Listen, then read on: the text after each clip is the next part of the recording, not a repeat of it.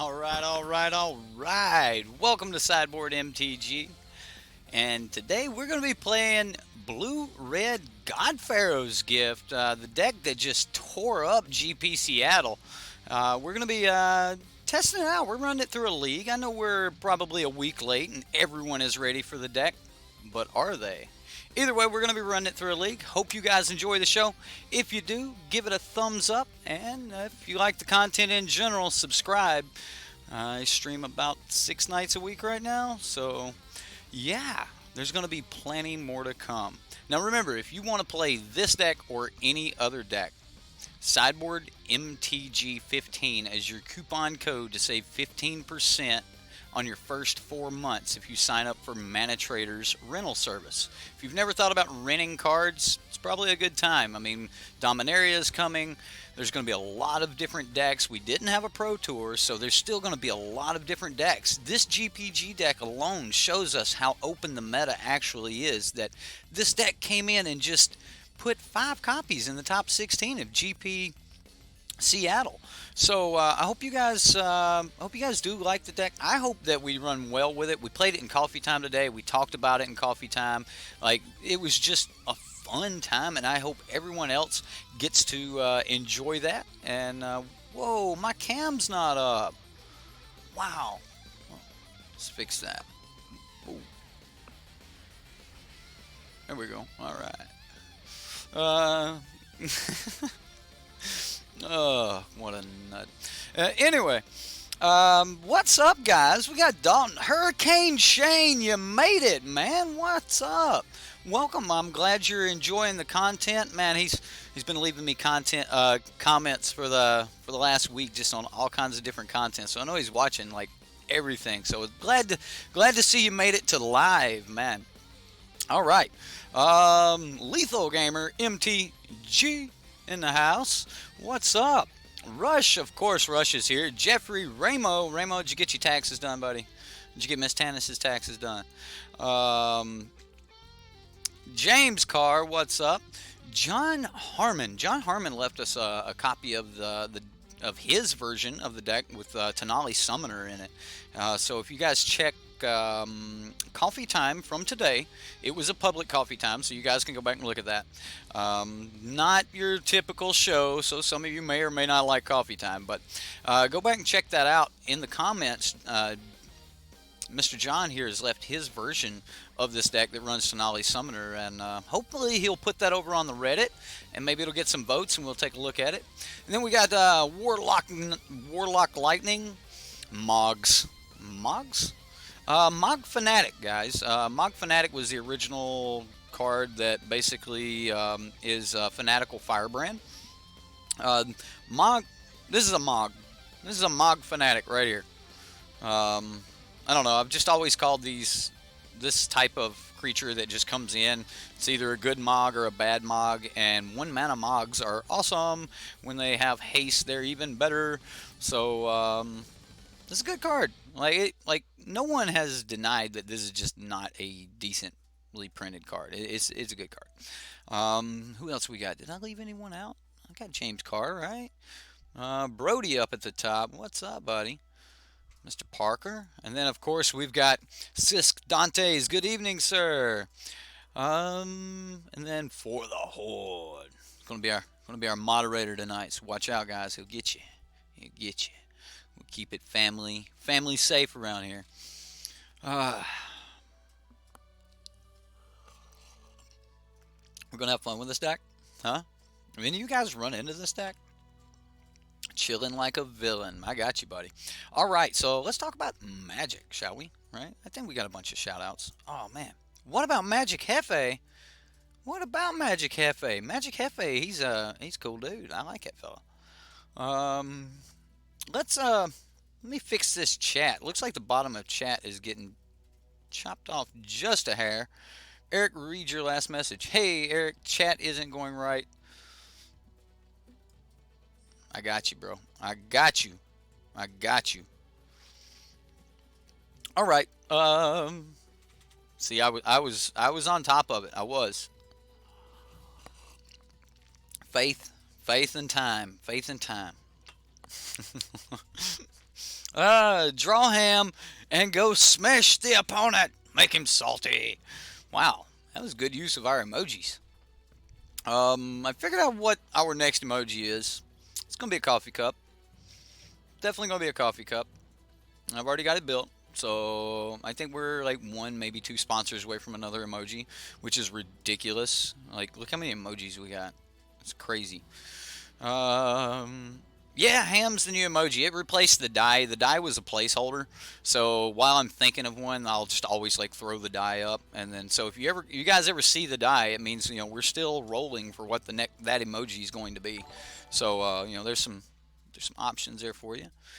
What? Iron Sheep, thank you for subscribing, sir. We don't want a queue. We need to talk about this deck, right? Alright, so we'll have to timestamp this here. Deck tech starts now. Aether Hub to help feed your Minister of Inquiries. And Minister of Inquiries is, just like any good GPG deck, you're going to need to be able to throw cards into the graveyard. Well, when you're throwing cards into the graveyard, you're going to hopefully throw in your God Pharaoh's Gift and plenty of creatures. And you'll notice the creature count in this deck is at 32. So more than likely you're going to be milling creatures with this. Now the less creatures you have in the deck, the less likely you're going to be getting hits off your Minister of Inquiries. Now why would you want to throw cards into the graveyard?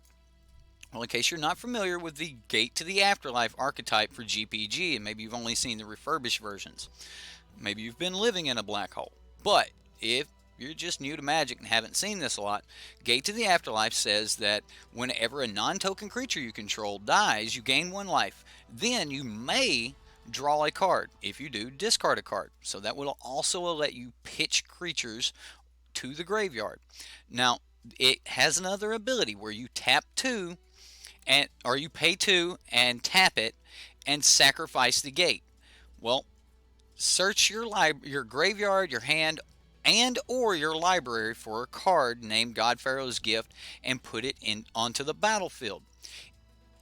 If you search your library this way, shuffle it, and you may only activate this ability if you have 6 or more creatures in the graveyard.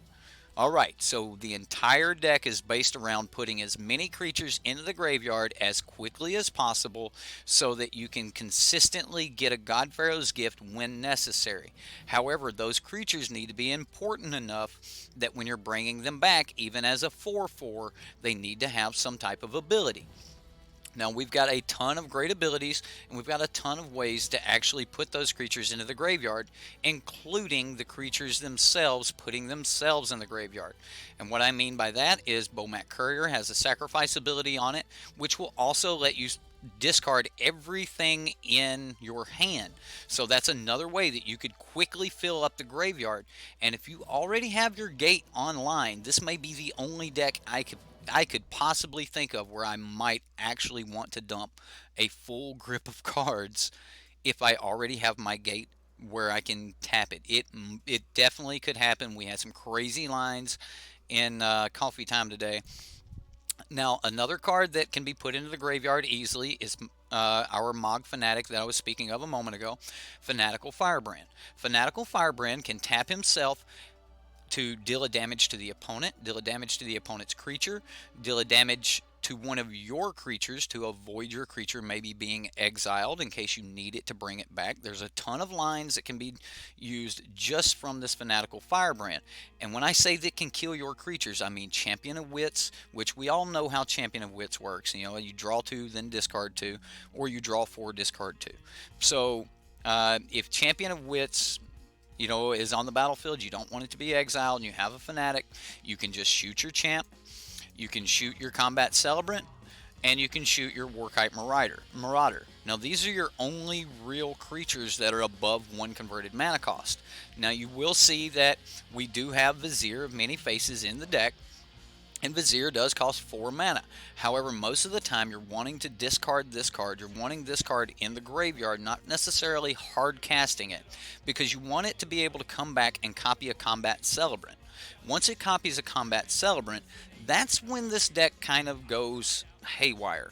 Now, So we've talked about how you can activate and get GPG online, right? Now in this deck, there's another layer to it. It's not just we get it online, we make an angel, we go.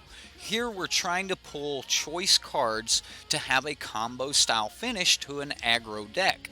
Now, the choice card that we really want to pull is a Combat Celebrant. We want to get into combat with this as a 4/4 with haste, so it's coming in. It doesn't necessarily matter if it's been brought back with GPG or not, because if we can just get it to exert, that means we'll get yet another GPG trigger. You hear in GPG a lot, God Pharaoh's Gift. So we'll get another God Pharaoh's Gift trigger. The God Pharaoh's Gift trigger is at the beginning of your combat, you may exile a creature card from your graveyard. No, it did not say target. So that allows us to run anti-graveyard hate or anti-graveyard Silent Gravestone. Allows us to run Silent Gravestone because we're not actually targeting cards in our graveyard. We're choosing a card, we're exiling that card, and then we're placing a copy onto the battlefield whose power and toughness happens to be 4/4. And if it was any other creature type, it is now a zombie. It also gains haste until end of turn. Now you can read the exact wording, but that's pretty much the gist of this card. So once we exert Combat Celebrant and we start yet a new combat phase, we will enter the beginning of combat yet again, and we will get another trigger. And then from there, if we can bring back something like a Vizier of Many Faces, we can copy the Combat Celebrant and then exert that one, and then get yet another God Pharaoh's Gift trigger. If God Pharaoh's Gift is broken when you get to get an extra guy once per turn, it is extremely broken when you're getting 2 and 3 guys per turn.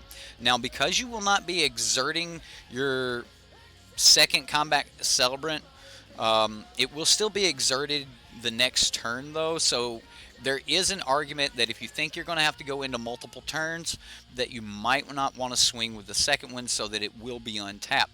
I believe that's how that works, and someone will have to correct me if I'm wrong, but even if you untap this Combat Celebrant and you do tap it again, because you're not going to be able to exert it again, you're not going to be able to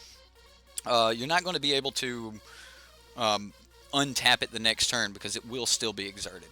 Alright, so that is the gist of the deck, and then pretty much everything else is built to support that. The only card I haven't talked about here is Trophy Mage, which will allow us, it'll only search for a gate to the afterlife, which is pretty much the gist of the combo. The last card in the deck that we haven't spoke about in the main deck anyway is 4 copies of Walking Ballista. This pairs really, really well with the Gate to the Afterlife, as you can cast it for 0, or you can cast it for a number and then use those counters to sack it whenever you get ready. Well, once it's been exerted, you don't get to exert again, so it's not infinite attacks. But exert and exert, they untap each other. Okay, so he says that you may exert it as it attack. When Combat Celebrant hasn't been exerted this turn, you may exert it as it attacks. Okay, a little bit of weird wording here on Combat Celebrant, so you don't get to get into that infinite like ridiculousness, but a lot of times your opponents may think so. 3x equals infinite. Gotcha. Agreed. If 10 equals a million, 3 combat steps, that's infinite. But yeah, I get where you're coming from there. Anyway, it is pretty good, but Walking Ballista works great with these strategies, and with Warkite Marauder, Walking Ballista is just broken. Now, I hope most of you know how Warkite Marauder works. This will remove all abilities from a creature. That includes Indestructible, that includes return this creature from your graveyard to your hand at the end of turn, that includes triggered or activated abilities. So Warkite Marauder will just make something a 0/1 frog. It's not really a frog, but it's just like turn to frog. You guys know what turn to frog is, right? Anyway, it frogs. Like, Warkite Marauder just runs around casting frog on people. So, That's pretty cool when you can shoot things for one. Now, let's talk about the sideboard. We'll get into the league and go from there. Sideboard's real simple. We've got 3 Abrades to start here, and then we've got 2 Spell Pierce, 1 Jace's Defeat, 2 Negates, and 2 Padium Consulate of Innovation. Now, this got a lot of... I'm probably going to have to read this. Artifacts you control have hexproof. At the beginning of your upkeep, if you control an artifact with the highest converted mana cost, or tied for the highest converted mana cost, draw a card. Now, our converted mana cost of our artifact is normally going to be 7. So, we're probably going to be drawing a card. If they have an artifact that costs more than 7, I don't think they're playing standard. What would be more than 7? Is there anything? Anyway, in standard. Why not Fling? Because there's no room. No room. Oh. Fling. Triggered. Anyway, Silent Gravestone. Remember I said that it allows us to run a certain piece of graveyard hate? Now, I was trying to say that. It didn't really work that well, but Silent Gravestone's that piece. Now, normally I like Crook, but Silent Gravestone doesn't hurt this deck at all, but it gives you the... Triggered again. Silent Gravestone gives you the ability to sack the graveyard if you need to, but for the most part, it's just going to stop cards from being the target of Deathgorge Scavenger. They can't be the target of the Scarab God, things like that. So Deathgorge Scavenger or the Scarab God, those, if you think they're going to use those answers, you should probably next level sideboard and bring in hate for their hate, and that would be Silent Gravestone. So or protection level sideboard. So the same thing can be said with Spell Pierce. When we're trying to go off and they have a counter or something, it's really easy to leave up just 1 mana, and we're going to be going pretty fast. Metalwork Colossus. Okay, fair enough, you got me. Metalwork Colossus, that's right, that's an 11 cost artifact. You got it. So we don't get to draw. This is not good against a Metalwork Colossus deck. Yeah, I would not bring this in versus Metalwork Colossus.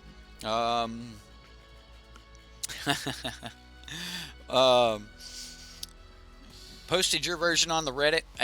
Right on. If you guys don't know about the Reddit, we do Subscribers Sunday. Subscribers Sunday.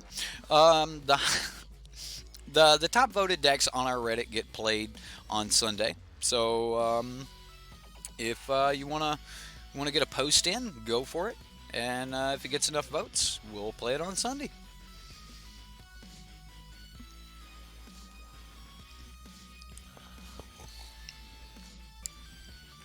This is going to be great, right? Or you think the meta is already ready for this deck? You think enough people are just trouncing with this deck? Who actually built this deck? I know like Jody Keith had a version. Like I don't know who come up with the original concept, and there's so many people playing the same like 60 that I think I can't really give credit to anyone for coming up with the deck. So I kind of put in the title. I was just going to credit GP Seattle for bringing this deck to the attention, because there was a ton of people. There was 5 people in the top 16. I mean, it couldn't have been the only 5 playing it. Ooh, wow, what would the conversion rate of that be? Travis helped this deck. I know Jody Keith was playing a version, and he works with Jim Davis, Todd Stevens, those guys. So we're definitely going to play first if we possibly can. We've got lands, we've got Marauders, we've got things. I'm going to keep... I think I can keep this. I mean, it seems okay. Remember, this is a aggro deck. Starts off very aggro, and then just happens to GPG you.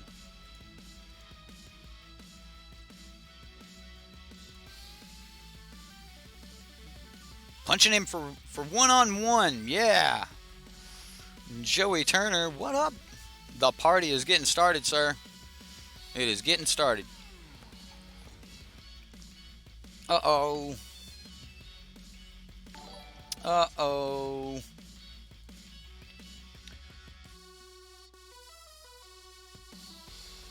And Thank you for subscribing, sir. I have no clue how to say your name. That's half the fun of it, though. I'm supposed to try, right? All right. Inakio Munoz? Munoz? I don't know. Thank you for subscribing. Yeah, I'm sure I butchered that one. Just the look on my... I'm supposed to... where are you from? Mugnaz? I still probably butchered it.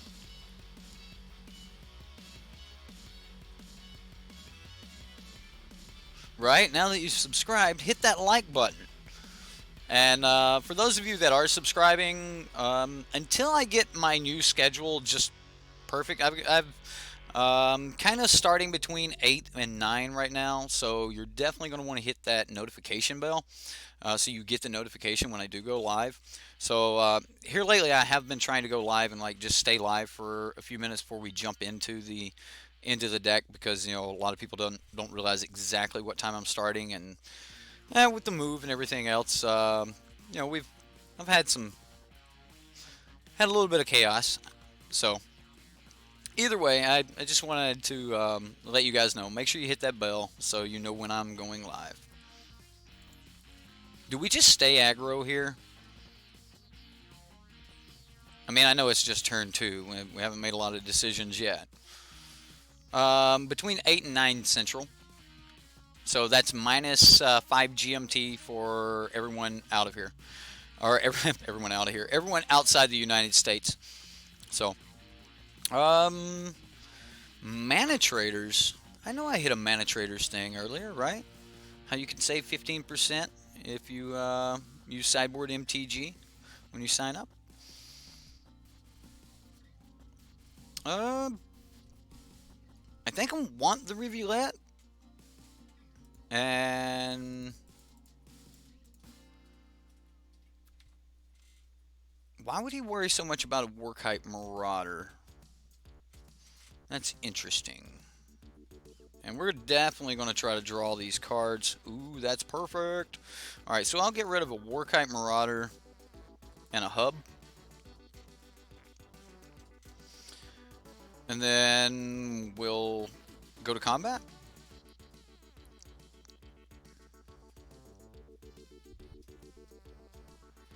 So what's really cool about this is, say we go to turn 4, right, and we're swinging into an open settle. We can not swing with our one dude and swing with the Champion of Wits, and if he goes to settle, we just pow, So that would be good. Oh no, but he got me with a Thopter Arrest. No. Alright. Got me while my shields were down. Well, I don't want to spend an energy now, but I'm actually willing to pay a life here.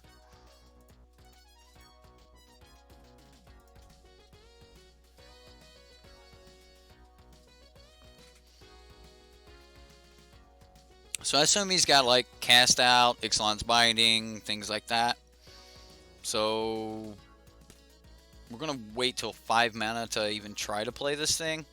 Yeah, we're going to use Trophy Mage's ability. We'll grab a Gate to the Afterlife. Go ahead and play our Minister. Now at this point, Trophy Mage has done its job. It's just good. Watch out for... Oh. Right? White Weenie. It's a deck. It is a deck. You guys got to watch Coffee Time to get those jokes. I do like that you guys are now like insiders on chat. I do like that we can do that publicly now. The Coffee Time, so that's pretty cool. I'm glad you guys had fun with that too. And that's what that is for those of you watching. If you do go watch like any of the episodes of Coffee Time, it's not your normal Magic show. Where's Val? Watching Lincoln, of course. She just fixed supper. I've got a plate over here I didn't get to. Yeah, I have to warm it back up. Do I think this deck will last? I think it will call for an answer immediately and is in the middle of calling for an answer right now. So I think that's going to happen.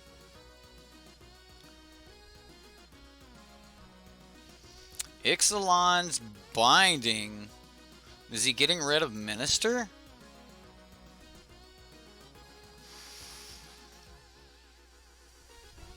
What do you pick?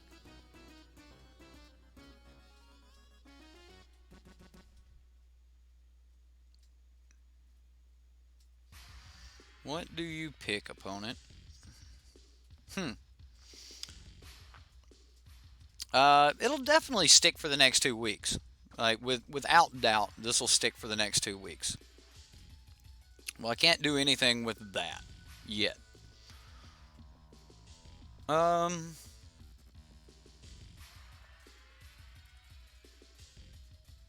don't want to play this until I have the mana to use it. So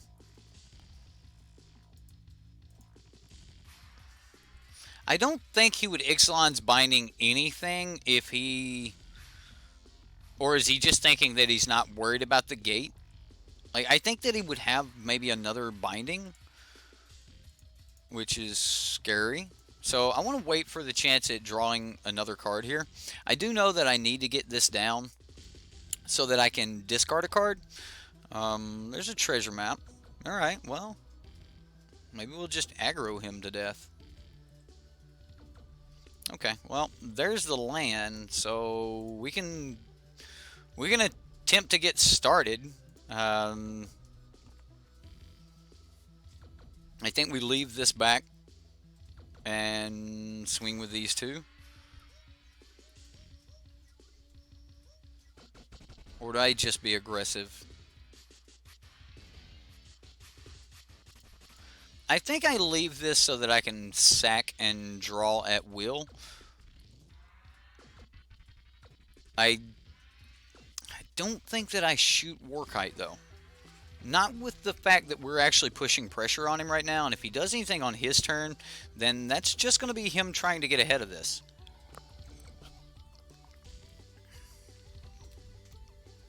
I mean, Fumigate wouldn't be bad here if he would, like, well, he's not going to land Fumigate. He's tapping that. Alright, well, he has to land Settle to stop us. We'll go 4 this turn. 4 next turn, and then we can shoot. Okay. I mean, it doesn't seem bad. Can you tell you the weather for tomorrow? Am I a weatherman? Wow, what's up? Wow, chat is just flying by, guys.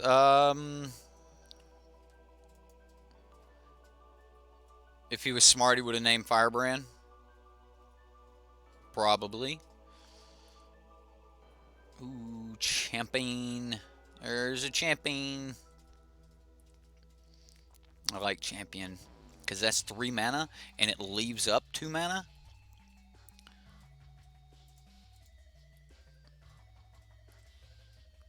Alright, let's see what happens. Damage is dealt. Oh, man. That happened.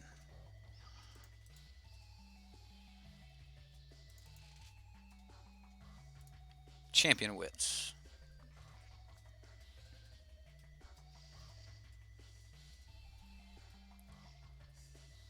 And of course we want to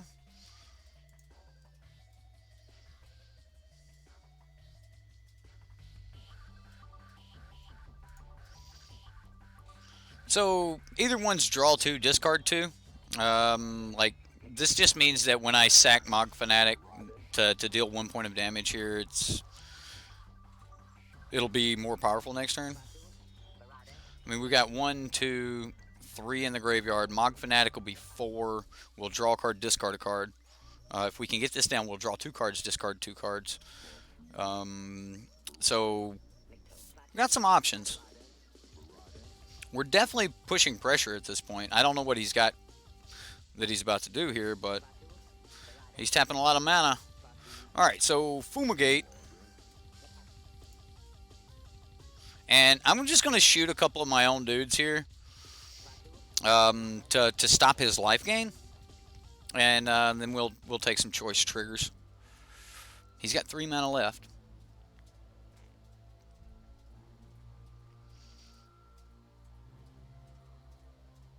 So that's 1, 2, 3, 4.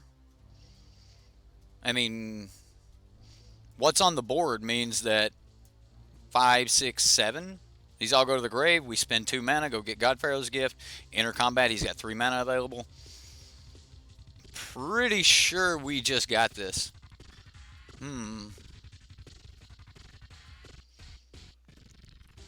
Alright, so we're going to draw a card, discard a card.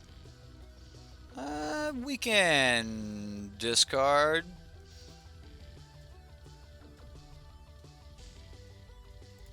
Alright, so we got to redo this then, right? Because he's got Scavenger Grounds available.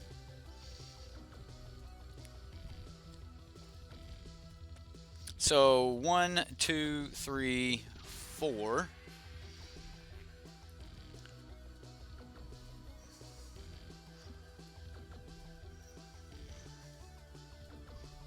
Five.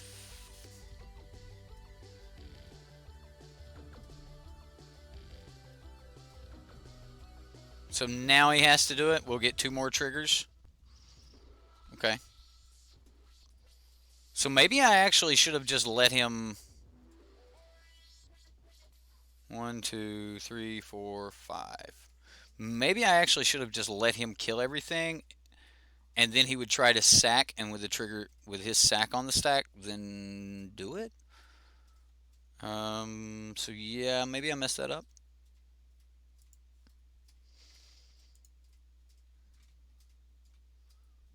Alright, well, we'll throw some more creatures in the grave, hopefully. So we're going to draw a card, discard a card. We'll discard this one. Draw a card, discard a card. We'll discard this one. There's no point if we don't.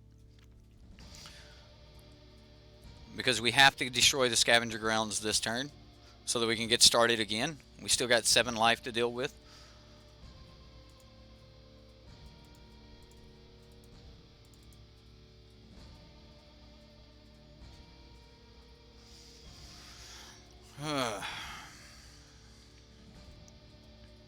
So I'm going to grab an island because we don't have another blue source here other than our... other than that, now we have enough mana open that we can Ipnu Rivulet, and then next turn go again. So he needs to deal with the graveyard yet again. 1, 2, 3, 4. We're back at 4 with a Champion of Wits in the grave. So, and we did not lose our God Pharaoh's Gifts. So I think we're all right. I think everything's fine here. Immortal Sun. Okay. Ooh, I did it, didn't I? Well, it might be better that I drew that land. I'm going to play it. And now we're going to Ipnu Rivulet ourselves. And we'll sacrifice Ipnu. Come on, Ipnu. Good mills, good mills. 2 creatures. 2 creatures. Rolling the dice. Got there. Alright, so...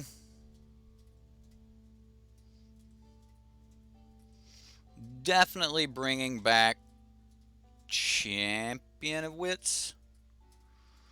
Yeah, Champion of Wits. And we're going to say yes. Oh, beautiful. Alright, do we think that he could be sandbagging on us here? Alright, he's at 7. I'll discard land. Oh, we're already in combat. My bad.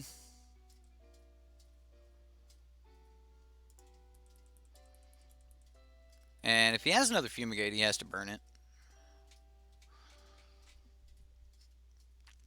So I'm holding these safely in my hand right now because worst case scenario, I just play Bomat Courier, sack him, discard these two before combat. So like I can always throw them away because we have all three of them. I could have played Bomat second main phase, but I think everything's a little bit safer in my hand.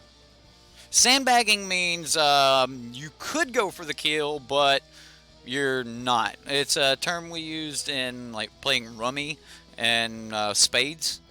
You're sandbagging books or something like that. Yeah, sandbagging. Like you have the cards.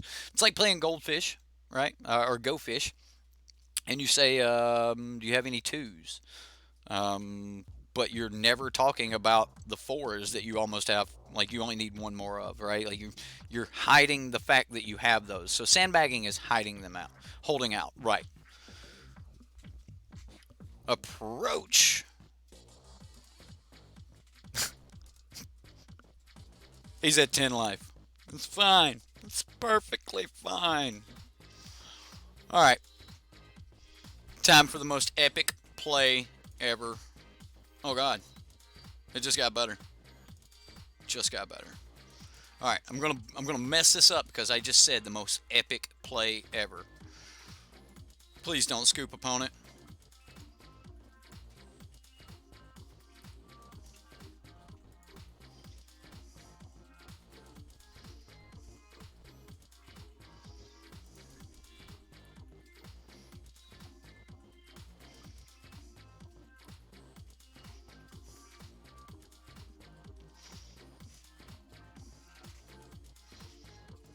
Combat Celebrant. Enter combat.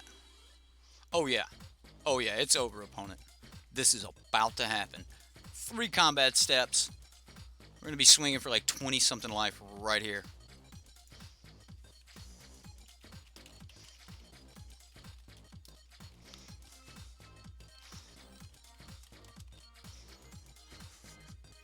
Alright, so... Alright, well... And now we do it again, Vizier of Many Faces, as a copy of Combat Celebrant. And then we exert it, and then we start yet again if the opponent lived through it. If the opponent lived through it, then he would have we would have got yet another. So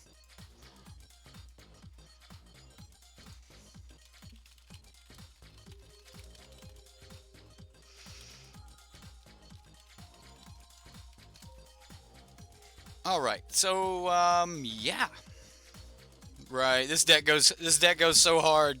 When it goes hard, I mean it goes all the way, and that's what I meant. That's why I had to break that deck tech down the way I did, was because I thought that we needed to talk about what it was and then what it was trying to do once it became God Pharaoh's Gift, right? Like how does it use, like it's normal to see like Angel of Invention, bam, 6/6, Achroma, deal with it. But this is actually more of a combo finish, and you just, oh man, right? The deck does have so many paths to victory that it is very, very hard to pick. You know, like to figure out like what is the best line and things like that. That's really hard. So now we know that he has a ton of enchantment hate or enchantment style hate cards.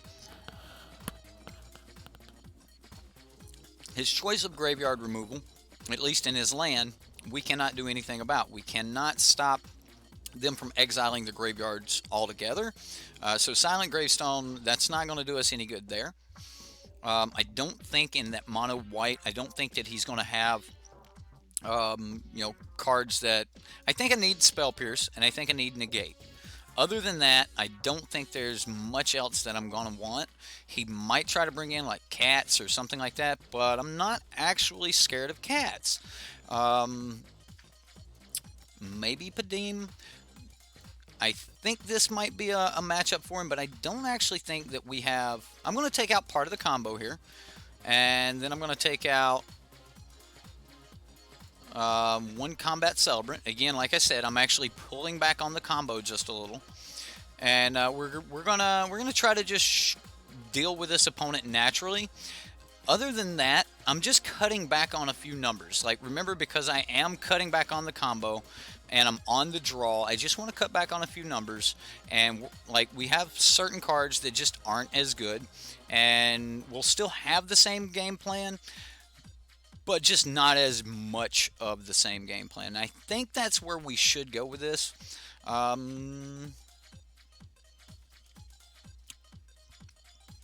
Sure. Sure. I mean, I would like to see something else, but I'm thinking that if I can get into these champion wits, we can pretty much find whatever else we want, right? Um, Unless we turn 3 a champion wits and then he Ixalan's bindings it. So, yeah, I'll keep. I mean, we can turn 1 minister, get back our energy. We might not get to minister as much as we want, but what, just shaving a little bit of everything? I don't think that's as risky as you think it is. I think it's actually probably smoother when you don't have a singular line that you need to remove. So I'm going to say that I like the idea of shaving against this matchup. If there was just a bad card in the matchup, I would just remove it altogether. But I don't think that shaving is as bad as you might think it is.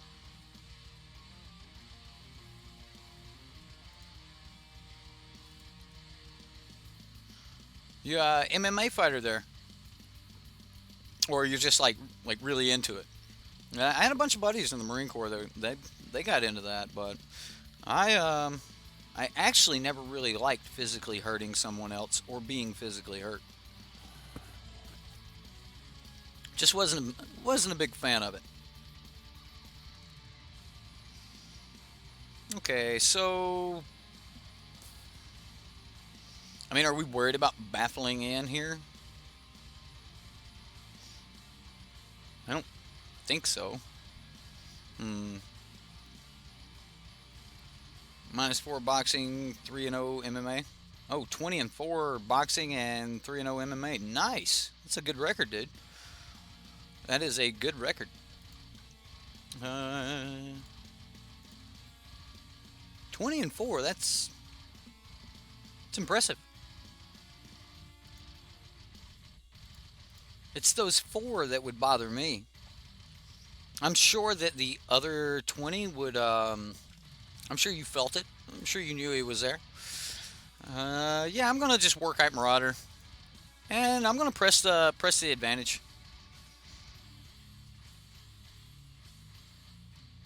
Okay, so there's another minister. Did he just keep a 1-lander? Okay, well, then this is happening.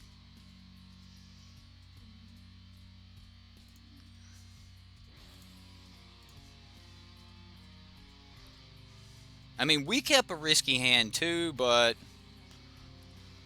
it wasn't a 1-lander. I mean, we're only swinging 4 here. It's not like we're just pushing a ton of damage on the opponent. But I am swinging. These ministers, until I start getting colored mana, I am not risking a single point of energy for... He's got to get rid of the Marauder, right? He didn't even have creatures. Like...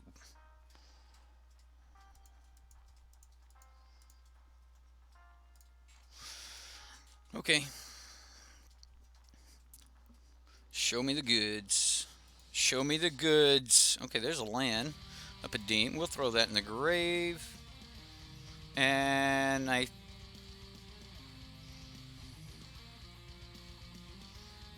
think I throw the Champion of Wits in the grave. I think at this point we're just going to try to sit back on what we got and kind of go to work here.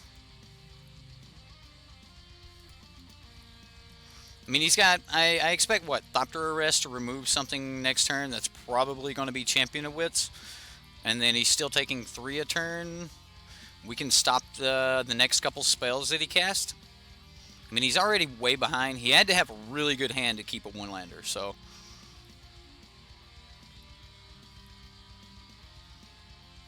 That's pretty good.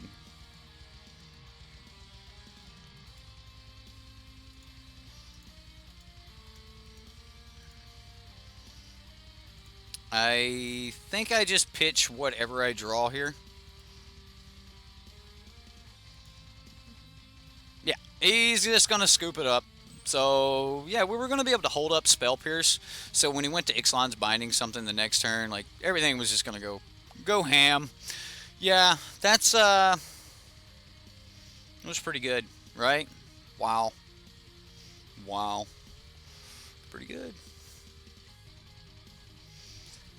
Have I seen Hacksaw Ridge? Story of a soldier who refuses to do harm? I don't think so. Hacksaw Ridge.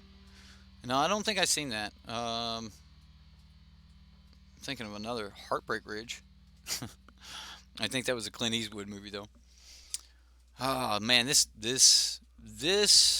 deck is just super sweet.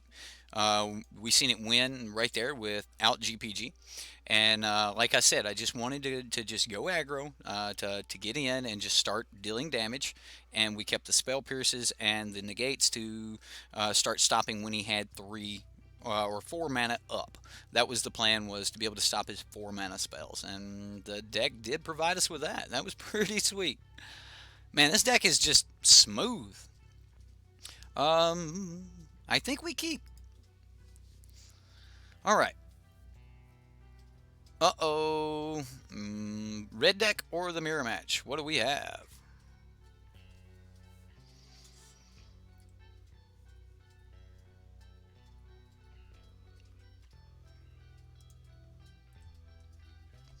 So, is it red or is it the mirror? What? I missed something.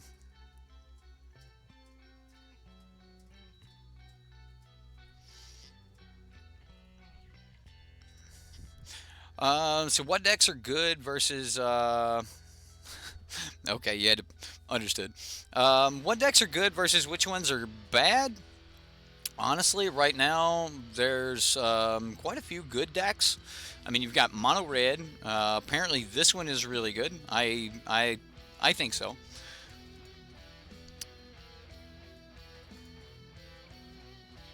So you have mono red, you have this deck, you have Grixis mid range, you have blue black mid range, you have blue black control, you have Grixis control, you have Bant approach, you have quite a few other different styles of approach.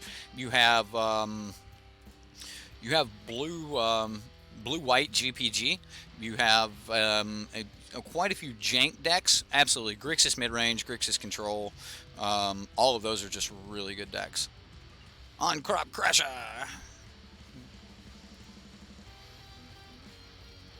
All right, opponent.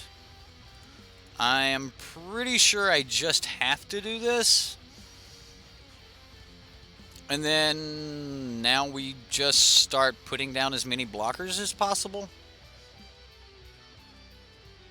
I mean, if he's got a braid, then we're kind of in trouble anyway, but blockers would be nice.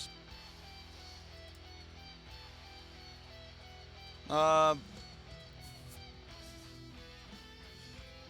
we take what, a minimum of 3 more next turn.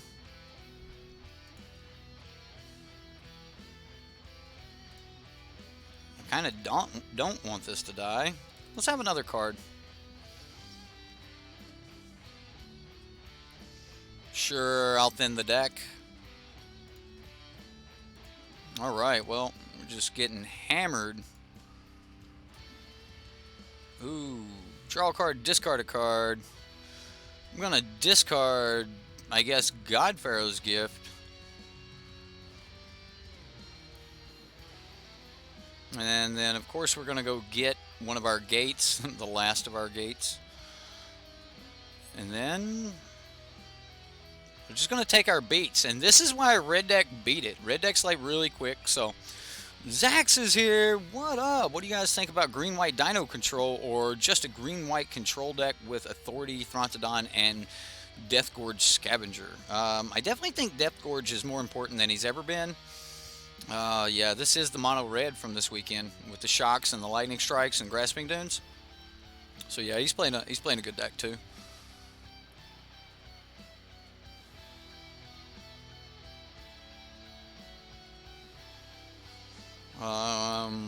We we might be able to just combo off on him, but he's running a lot of burn. A lot of burn. We're kind of already in burn range. Yep, that is a fact. So pretty much anything we play here just doesn't survive anyway.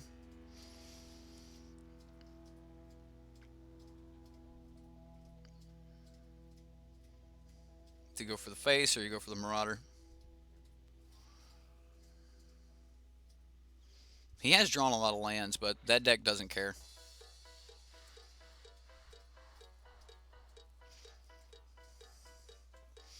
What's up, Stickler for Bricks? So far we won game 1 against the mono white aggro. Alright, well, we gain a life. Draw a card, discard a card.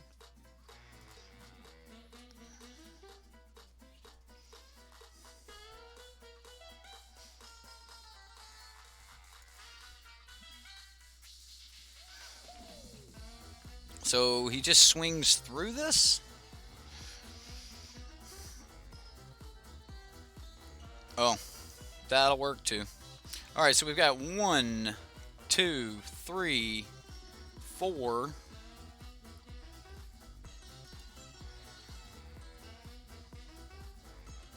5. Alright.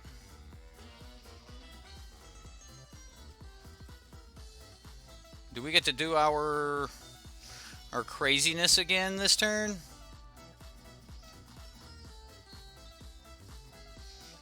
I think so. I'm going to get...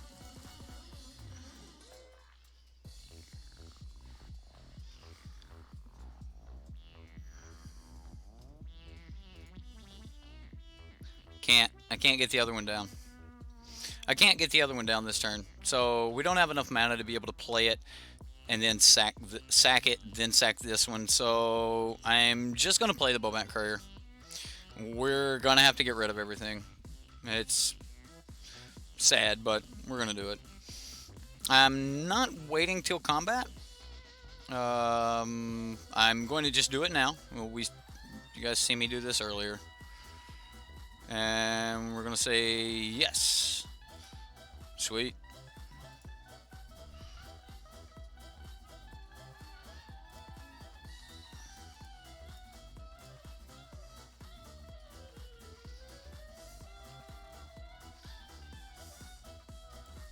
Okay, what can we get? Champion? I think that's about the best thing we're going to get is Champion of Wits. Maybe we'll get into like Combat Celebrant, something like that. Okay, well,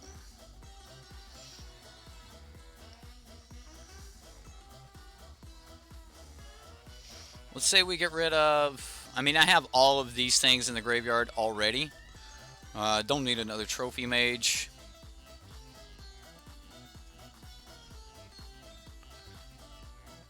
He exerts anyway. Do we want to force him to exert? Do I want to swing here? Do I want to get him down to a multiple of 16? I think I do. We're one Combat Celebrant away from just killing the opponent. So he's got 2 cards in hand. He might be able to deal the 10 points of damage to me. Rekindling Phoenix, okay. He hits me for 3. Might have a Lightning Strike or something left.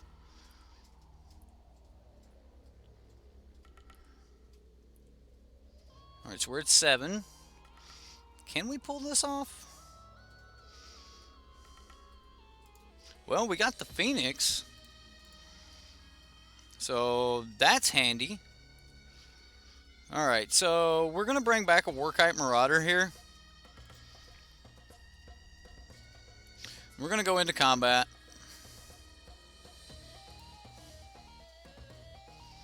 I wonder what his last card is.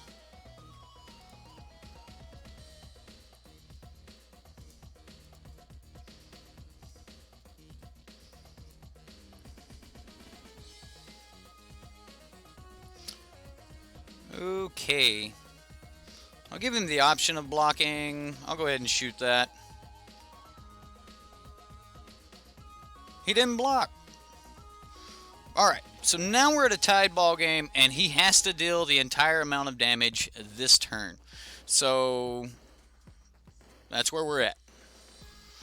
Whew. Game. That. Game. Woo! What, mono red? What? Thought you had game one, didn't you? Man. Woo! Right? I'm happy about that. Talk about just... Wow, this deck is... It's nuck and futz, man. It's nuck and futz. Wow. Just out of nowhere. Just, bam, you're dead. I do think Suns might be handy, but are we racing red? Just going ham, right? Yeah, that was crazy. That I'm glad I swung the very first time with Champion of Wits, but I don't think it would have mattered. We were swinging for 12 the next turn. So, red on the head, you're dead. Alright. What do we bring? I mean, I kind of want to bring in Sweltering Suns. I think I take out Trophy Mage, but Gate to the Afterlife is going to be great. Trophy Mage is a 2/2, so I'll take out Trophy Mage. Padeem? Like maybe a Braid, right? See, I'm thinking a Braid or Negate myself, but his Graveyard Hate is it's not castable. I mean, so we're not worried about anything there. I mean, he's just gonna shoot us. I think his plan is he needs to race us, but is he really the faster deck?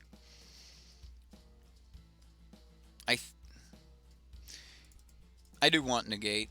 I do want Negate. And for Negate, on the draw, you guys seen how crazy Bomat Courier is in this deck? Like, just, yeah, I'll dump 5 cards for 0. Sounds like a great trade. Yeah, well, I don't know about for Lightning Strikes, but I'm thinking Negate for Abrades. So I'm going to take out 1 Vizier and 1 Combat Celebrant. The deck can win without Combat Celebrant.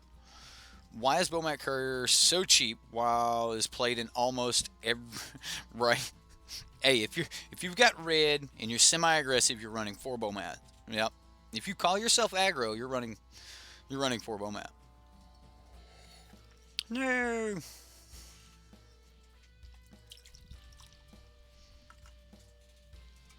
It's alright. We'll refill the coffee cup.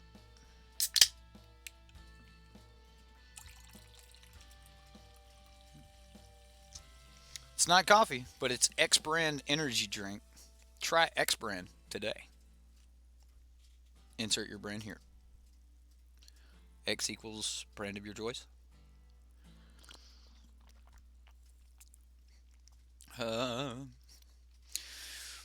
Can we keep? Looks super sweet. We don't have any land, but we've got everything. I'm going to keep it. I am going to keep it. I know it's crazy. It's crazy. But we're on the draw. Bomat, getting there. Come on. Mountains on top of our library. It's got to be a mountain, right? Because that's what we need. Has to be a mountain. It's not a mountain.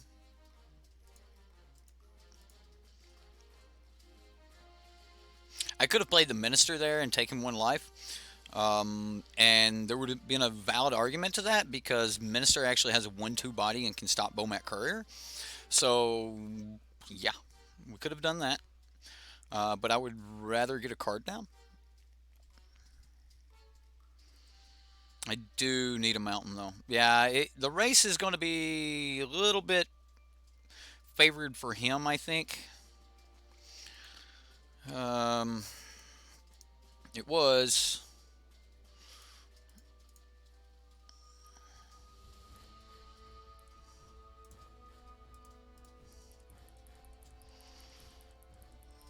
So again, I'm not worried about the actual like the early chip damage race. Um, yeah, I'm worried about the setup race before he can kill me. If I can get set up, then we can do the 20 damage in a single turn. So, and we are looking at setup right now. Um, Land off the top, and I start playing Gate to the Afterlife.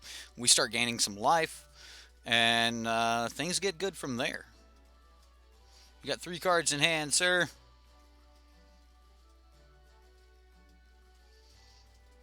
I'm actually not worried about cashing this in right now.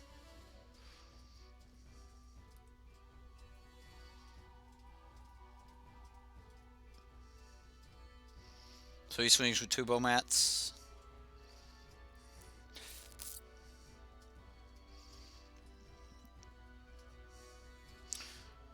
Yeah, you don't need Tormenting Voice for something like this. The gate, because every creature has the ability to pretty much just kill itself, you can kind of trigger your abilities kind of whenever you want. And Bowmat, like I said, like this is like the only deck I've ever played that I would be willing to dump and to make a 5 for 0 like trade for a Bowmat, because things are so important in your graveyard. Like you've seen in game 1 where I was allowed to actually sandbag the cards in my hand, including the Bowmat, play the Bowmat, sack, like just dump 2 other cards. So, yeah, I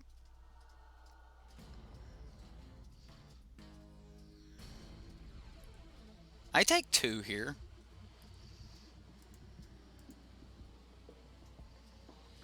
Is he just willing to trade this and Mog Fanatic? Is that what he's saying here? He's just willing to make that trade? Like if he shoots here, then my Bowmat survives? If... Yeah. Yeah. Does he sack the 2 cards he has for it? I mean, if he trades Mog Fanatic for it, I'm okay with that. He did. He sure did. That's 1 in the grave.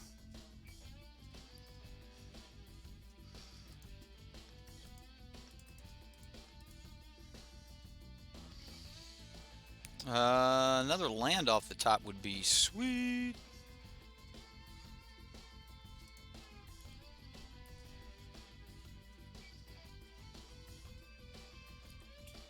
We'll see if he's willing to block. Nope. Okay. Well, I am 100% leaving my Fanatic up. If Bowmat survives, that's great. If Bowmat does not survive, I'm still pitching the Combat Celebrant if I have to sacrifice my Mog Fanatic. So, we'll try to get everything online and working. Oh no, not a Scavenger Grounds. Well, that could be good.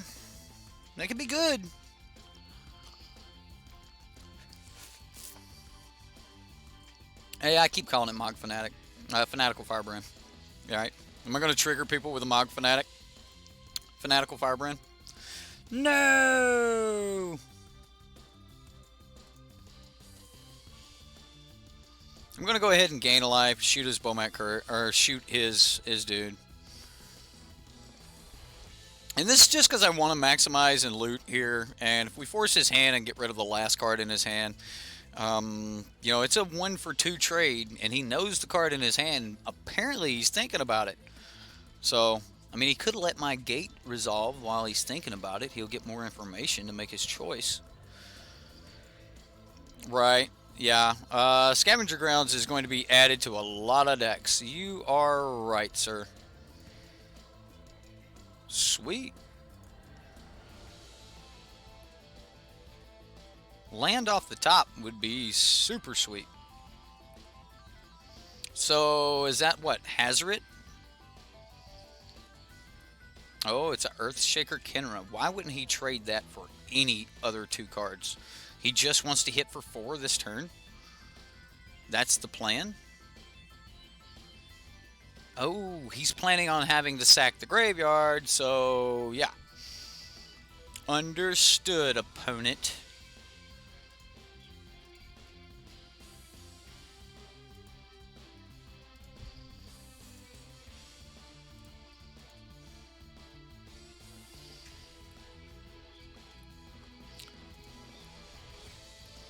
Alright, well, if he's wanting to sack the graveyard, his Kenras are going with it.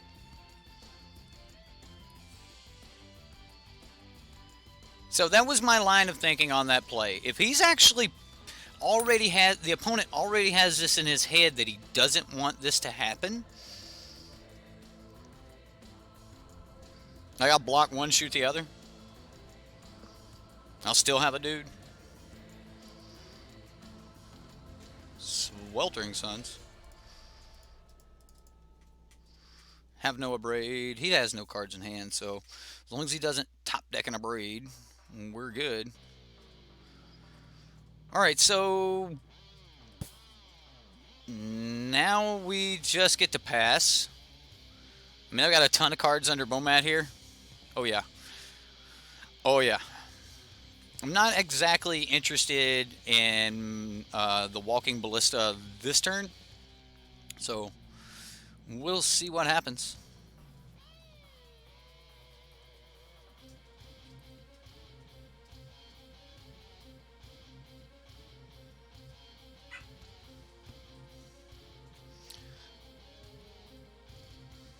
Do you just swing with the one?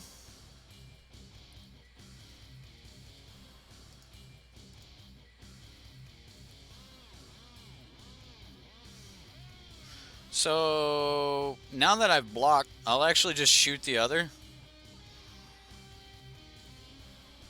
Gain a life. Hey, look, it's a God Pharaoh's gift. I'll get rid of Sweltering Suns. It's currently not safe in the graveyard. I know we only have one other copy in the deck, so yeah.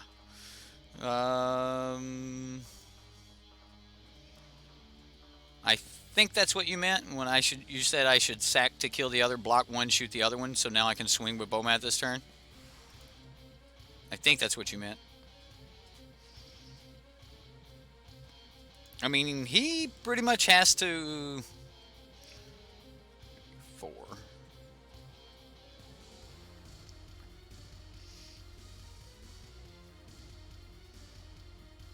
Earth Shaker Kenra is a 4/4. Alright, well, he did tap out. So that happened. We hit a land.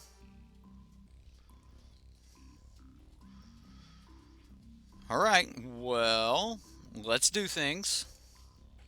I'm going to cast this for 0. I actually want to conserve mana here. We're going to say yes. Champion of Wits is nice. It's not exactly what we're looking for, but we'll throw it in the grave anyway. And I'm going to go... We'll leave that. We're going to say search our hand and library for a card. Yes. I'm going to grab the one out of the library because I'm actually thinning the library for a for more combat celebrants or for more, oh, what's it called? I'm thinning the library to get to the Vizier of Many Faces so I can copy the combat celebrant. There we go.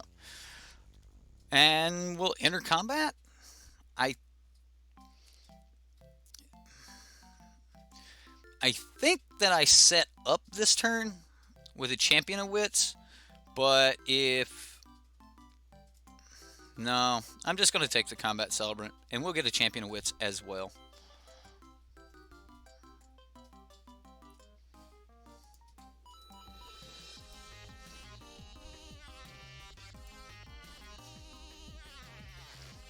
So, yeah, I'll pitch this one in the graveyard to the Bomat. And he's going to scoop it up. There we go. Bye, red deck. Thank you. Come again. Yeah. I was definitely planning on cracking Bomat, but if he didn't block in the first in the first combat phase, I was probably just going to get an X. I was going to be greedy with it. I was going to be very greedy with it. Because you get 2 cards per turn when you're doing that with Bomat Courier. So, yeah. Yeah.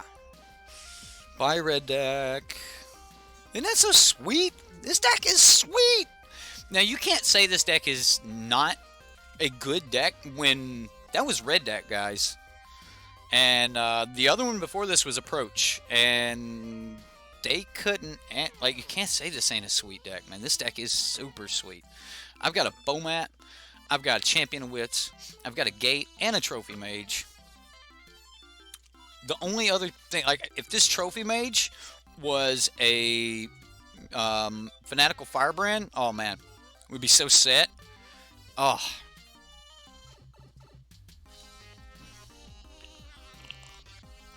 His wheel was broken. He was just broke. He had a couple more turns. He had a couple more outs. Yeah. A Braid off the top would have been an out. But most people think that you're about to do some, like, infinite something, and that ain't the case. I've heard a lot of people go, oh man, the Infinite Combat Steps GPG deck.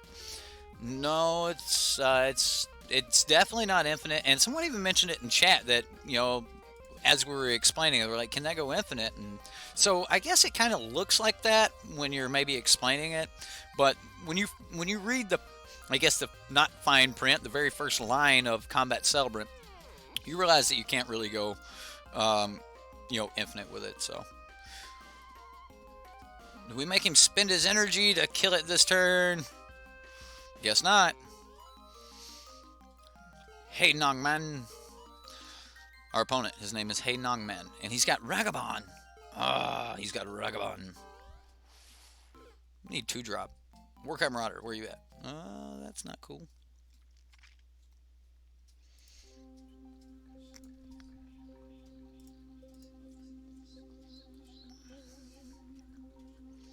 It's still just part of setup right now. So, I mean, we're going to get to the Champion of Wits. I think I'm actually just slamming Gate this turn, but, I mean, he's Teamer Energy, so, or a 4-color Energy. There's a Workite. That'll be good.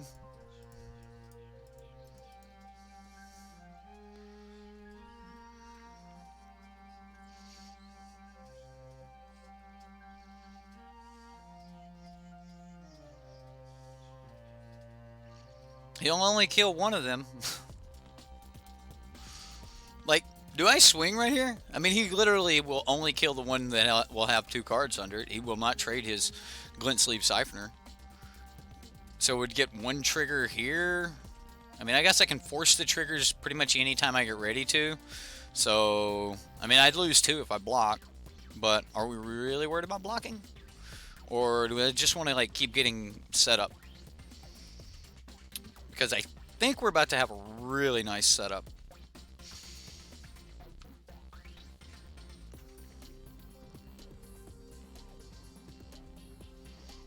You ordered 4 Workites for your deck today. Hey, Workite's great. Make sure you put in that Grasping Dunes if you're in a monocolor deck, though, because blue doesn't have the answers to ping things. Blue's really good at turning to frog, but not really good at burning them after they've been a frog.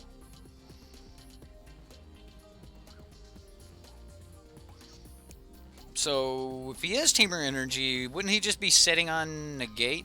Or, I mean, not Negate, but a Braid? So, if I get another red, we can just put 6 in right now, bam, and tap it, go. How's that sound, right? Red land off the top. Mountain off the top. Wow. Oh, that's not a mountain. Alright, well, we don't get to do it this turn. So we're going to draw 2... Play a land...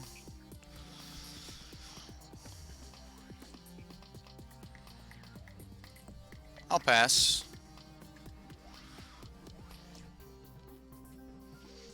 So... We're there. Don't know if you guys notice it or not, but we're there. So I sank Bomat for 1, right? Throw these 3 into the grave, along with the 2 that were already in the grave, and we're GPG bound. Combat Celebrant off the top. Come on.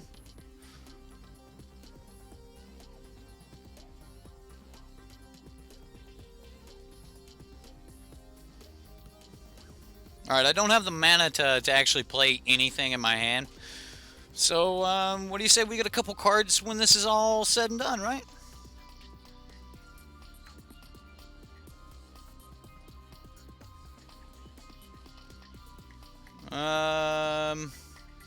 Maybe yep, I punted. I punted. So can we wait one more turn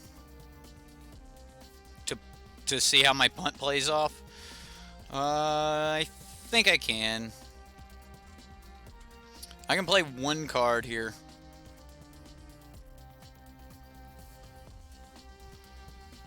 At least this card is threatening. Oh, goodness. Are you drawing off of both of these, opponent? I punted, but the punt was just a delay of one turn. Like, he's not doing anything either.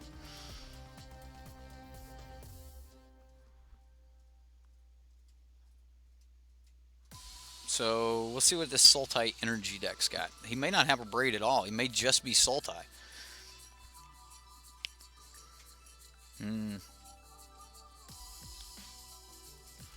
Alright, well, I'm okay with waiting one turn here. Especially if he's not trying to get super froggy, and even if he tries to swing right now, I think I'm okay with that. We're about to go into 3 combat steps with 4/4s. We'll see what he does. I mean, 3 combat steps with 4/4s and Warkite Marauder. Sure. Sure.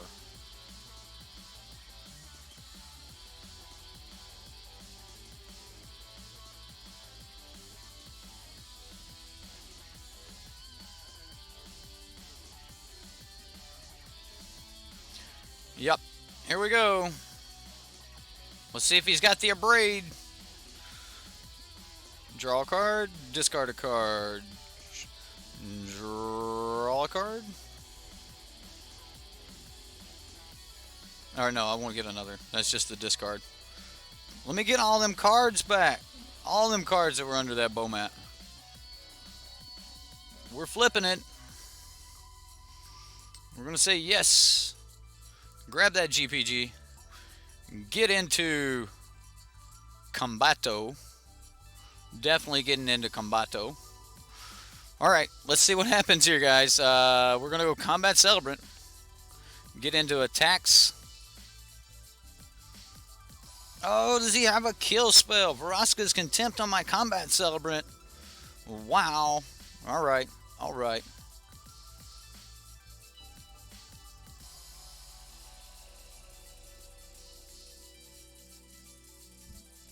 That's okay. It's okay, opponent.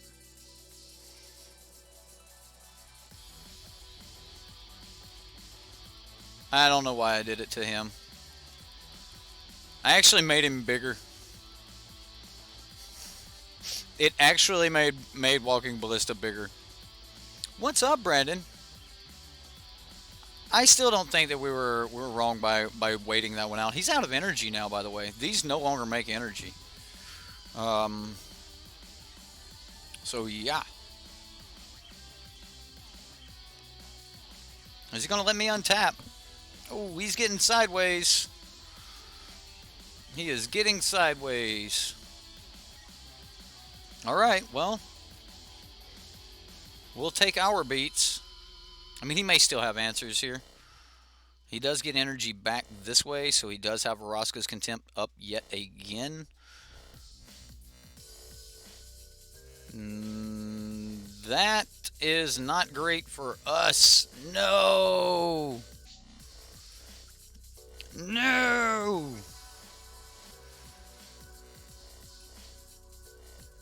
He has to do it now.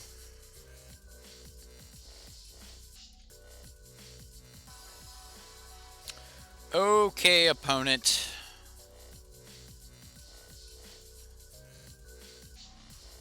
Alright, well that's not exactly cool.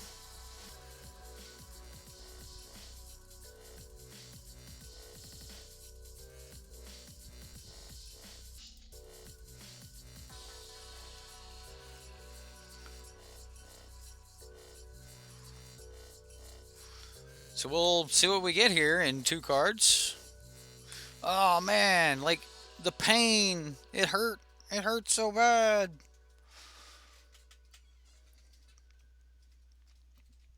Yep. Now we're on just a like low drag. Oh man. Got our gate to the afterlife down there.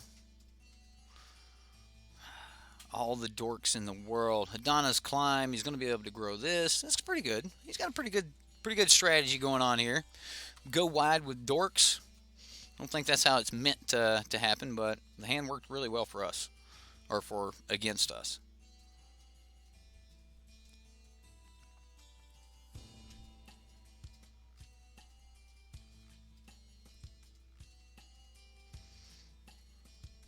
Okay, well, I mean, I do get to do this, which means I get to stop quite a bit of damage. I am going to just keep pushing damage.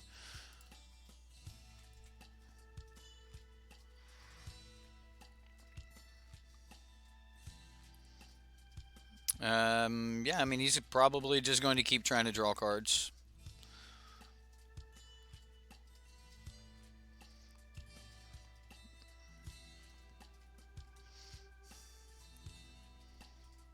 So he needs to put this on like a 2/2, or so he's putting it on Walking Ballista. Sure. I guess. Sure. Sure.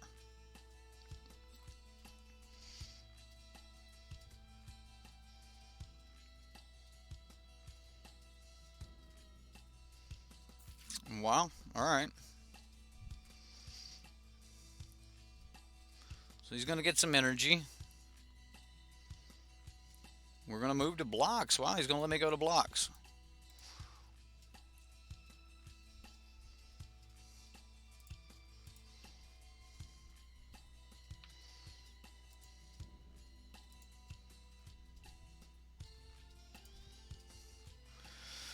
So we shoot down the. Oh no! I think that's lethal. Yep, he got me. He got me. All right. So naturally, I want to just bring in Sweltering Suns based on what we just seen. But I'm not 100% sure that Sweltering Suns is the right card to bring in against the Hadana's Climb deck. But the deck is just full of a bunch of little bitty dudes that Hadana's Climb starts buffing up. So far, James, it's working really, really well. We're in match 3, and that was the first game at all we've lost. So I'm going to bring in the Sweltering Suns. I don't think that I can cut Walking Ballista in this. However, I maybe cut one. Walking Ballista is good, but he's a better Walking Ballista deck than we are. But we do need to be able to like shoot the snake and things like that. Like Warcry Marauder is good, but it's not going to do anything to a snake that is already on the battlefield and starting to give counters. We're on the play, so I want to go as combo as possible. Which means I don't really want to take out Trophy Mage. Maybe I'm going to resort to taking out one Vizier. Padim probably. I think Padim's actually in here for the Grixis, or like he's Sultai. He doesn't have a Braid. So if he had a Braid, I would definitely bring it in. I originally thought that he was a 4-color energy deck, but I think he's just Sultai. So. Alright, I'm going to keep this. I mean, we got a turn 1, a turn 2, and a turn 3 in the land to do everything we need to do. We even have the land to kill the Hadana. So, yeah, I'm just going to keep this. It's a deck your son designed for from your card collection? Oh, cool. Speaking of Patreon games, you posted a deck. Awesome. I'll give it a look and we'll check it out there.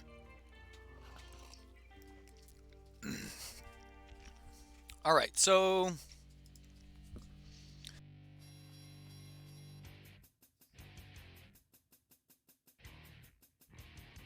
I turned it up like it was coffee. You ever, you think you're drinking one thing, and then as soon as like the different flavor hits your mouth, yeah. Uh, it brought tears to my eyes.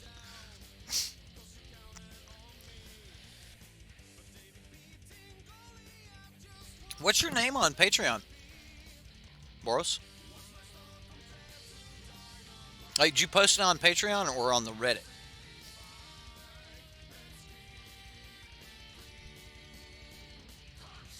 Did I bring in a braid? No, I did not. I brought in Sweltering Suns.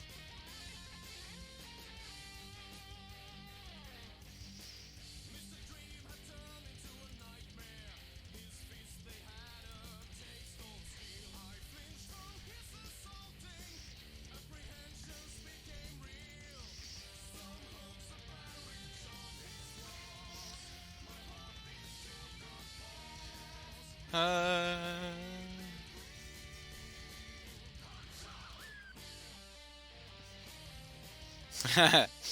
what are we doing? A lot of people are actually holding out for. I do. I actually do for the Horde. I like Zach's Dillos too. I just like to give you guys a hard time about it. I mean, it's not like you guys in Rush don't give me a hard time. Pirates Pilgrimage, Fling.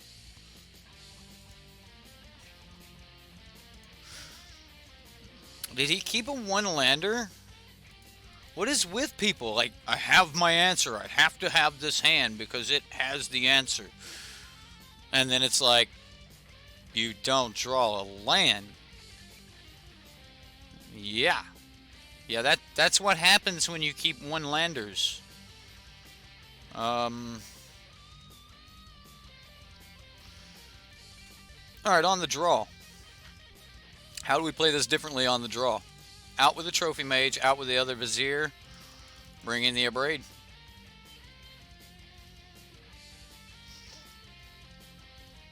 Maybe negate. I mean, we know he's got Vraska's Contempt. Has he got any big blue spell we need to worry about? We could counter Hadana's Climb.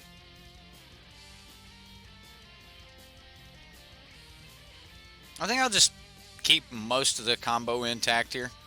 Pirates, Pillage. Did I say Pilgrimage? Fog. Don't start, Zax. Don't be a follower, Zax. Don't be a follower, man.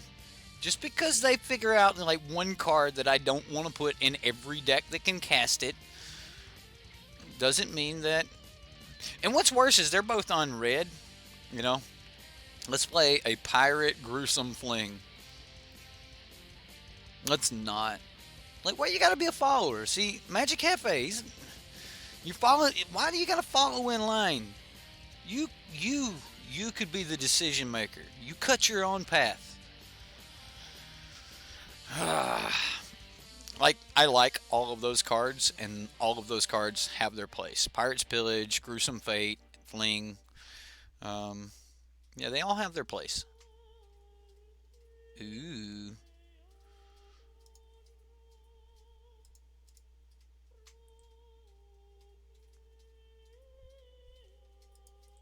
Maybe it's wrong, but Warkite Marauder is good, and this stops him from playing his Glint Sleeve on too. Sure does.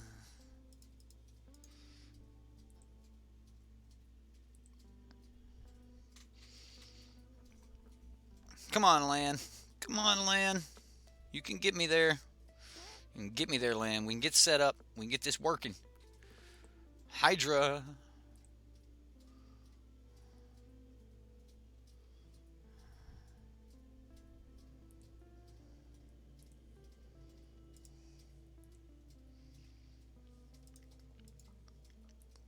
So, do you spend energy on your Hydra here? Won't work, because it'll be a 0-1 with a +1/1 counter on it with 1 damage on it. It'll be a 1-2.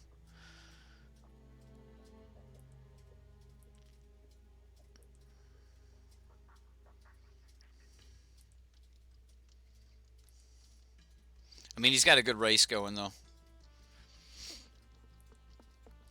Definitely got a good race going. I mean, we're just looking for land off the top, drop this gate, and go to work. I mean, that's basically all we can do. Another Hydra. All right.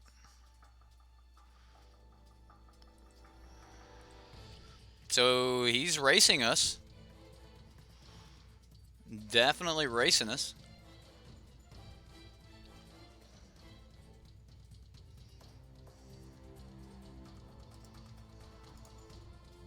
I want to see what we got.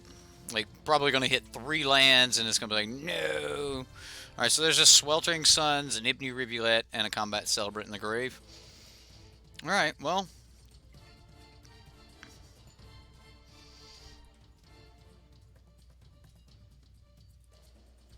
Need that land.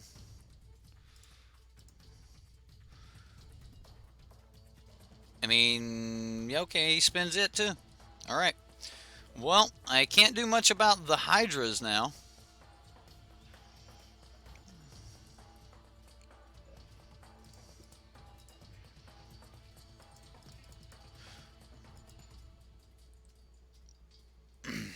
We can block them. Yeah, taking a ton of damage right here.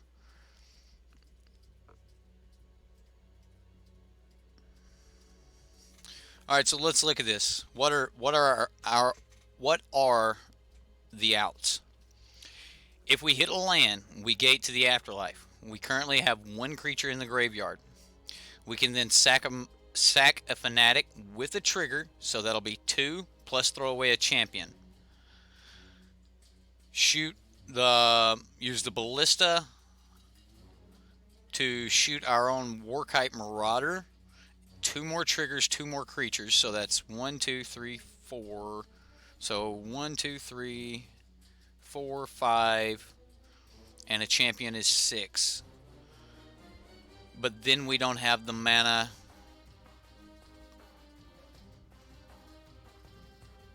Have to hit a land. We have to take it and hit a land. Don't have Blossoming Defense. Don't have Blossoming Defense. Alright. There's a Braid, and it's not what we were looking for.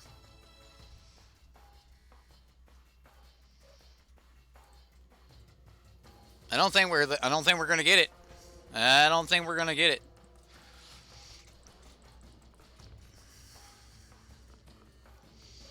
Yep.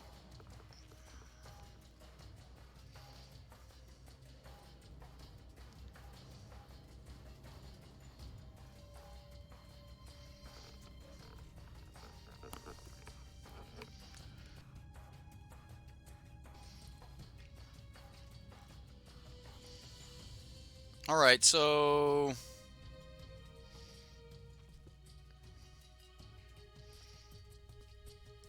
I'm gonna block here.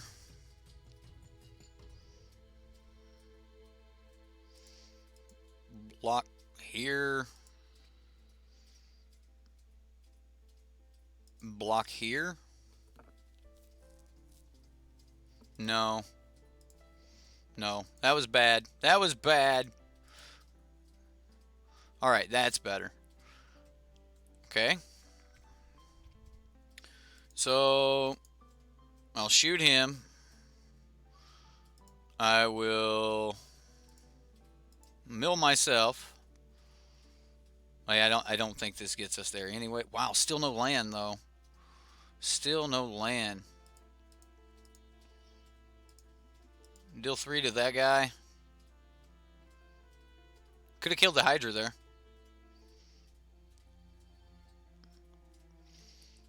Come on, land. Come on, land. I don't even know what I'm playing to now. Like, I have no outs left. Like, we can't play land and enough things to survive. So, yeah, we're kind of just dead here. Kind of just dead. Yours is Combat Celebrant or Kari Zeb's Expertise. I think I like Combat Celebrant. All right, he had removal. There we go. All right, well, Green Black Snake doesn't seem to care about our God Pharaoh's gift very much. I mean, we had good hands. Green Black Snake was just meaner. Yeah. I mean, we got to see his turn 3 Hydra there. So that's it's pretty good. I mean,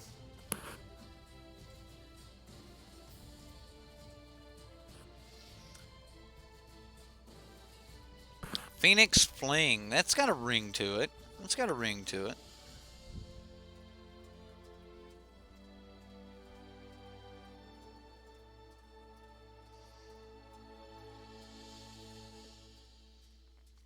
Are we curled? Are we curled yet? Yeah, that one just, it doesn't. Are we curled? Yeah, there's a mirror on the front of my camera. So as long as I'm looking at me, I'm looking at you. Here's looking at you, kid. All right, we got a match. Let's jump into it. It's good to see decks put up a good fight against this, though. Oh yeah, oh absolutely, and that's kind of one of the things I like to do is to play decks and find out like what is our best strategy to beat this. Okay, if this deck was able to beat it, what strategy did he use to stop me? And then I can use that information when we're brewing later, and that's why I say that brewing is a very important part of deck building. I'm going to play Bomat Courier on one here. Getting the Bomat down, just it feels good. So I'm going to play Bomat. Oh man, really? Man, that is a pretty mountain. I don't know if it's really a mountain or not, but wow, that just looks cool. I don't know why. I think I've got to go get those. I'll be looking for this mountain later. All right, and we're playing against Tempo. I guess his name is Tempo. Show me your shock, Tempo. We know you got it. The Reddit, if you type !Reddit, I think it'll just tell you to look in like the description box for the link. But yeah, that's where you guys can post your decks if you want to see your decks played.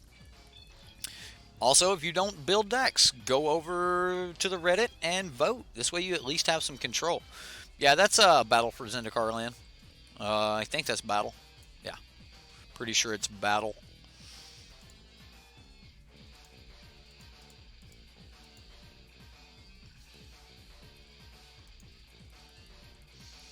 At least we get to start with this semi-aggressive line. Not on the mill plan yet because I don't have any of my combo pieces. So I'm actually starting out aggro. Oh man, come on, dude. That ain't fair.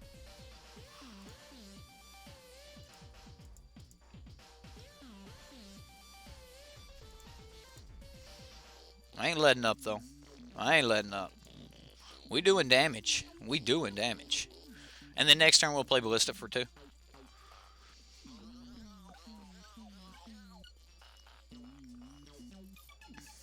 You gotta drive home. Absolutely. Arrive alive, good man. Arrive alive. Be safe on your travels. The replay will be on YouTube later. So, no problems there. If you're new to the channel though, guys, make sure you hit that like button. You guys know you like to see this deck in action. So that's what this is about. I brought you guys this deck because it is the hot deck. That's what everybody wanted to see. So if you like that, hit that like button. Helps out a lot. Didn't see the black in the mana base. Watch the vid while doing 60 with me. See, that's Rush. I got on to him one day. He's like, I'm driving. I'm about to run off the road or something. Like, I forget what it was he said, but I'm like, man, come on. Don't be like that. Oh, my goodness. Are we going for the first turn that we actually try to hardcast this thing?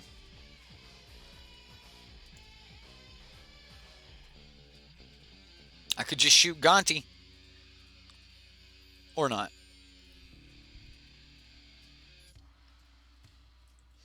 I mean, I could, though. I could. We can make that happen. Gonti could just go down. But I'm actually more worried about something like that. Alright, well. Don't make me hurt your Gonti. Don't make me hurt your Gonti. He should be actually trying to race me if he's clever. Well, no, he exerted. Minister? Yeah, sure.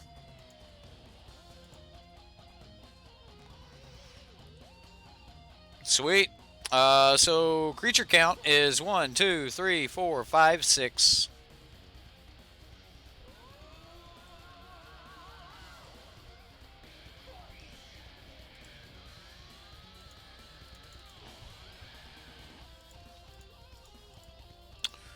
You guys that have that nut emoji, you can use that whenever you get ready. Oh no. Where's the other one? There's two. Where's the other God Pharaoh's gift? Oh, it's exiled under the bow mat. Oh, it's exiled under the bow mat. What a thing. Alright. So I'm gonna take Champion of Wits this turn. And then next turn take like Warkite Marauder. So I'll get rid of, I guess, land Warkite.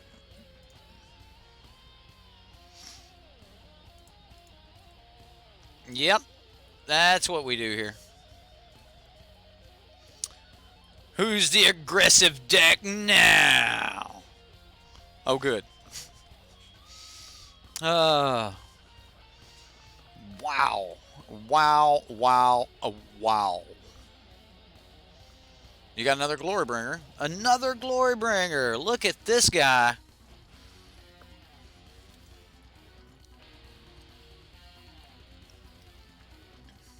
Well,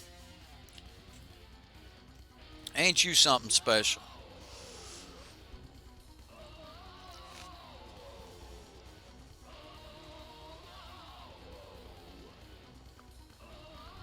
Is it time for one of those crazy plays?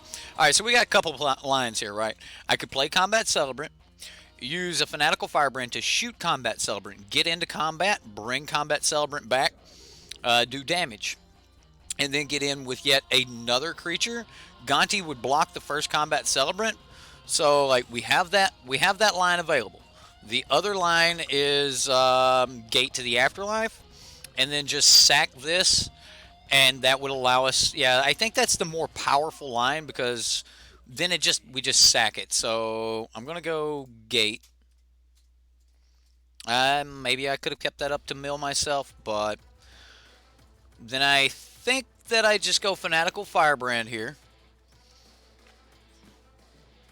And I'm going to use Fanatical to shoot Gonti, and that's going to trigger, and I'm going to say yes, I want to draw a card, discard a card, and I'll discard the Celebrant.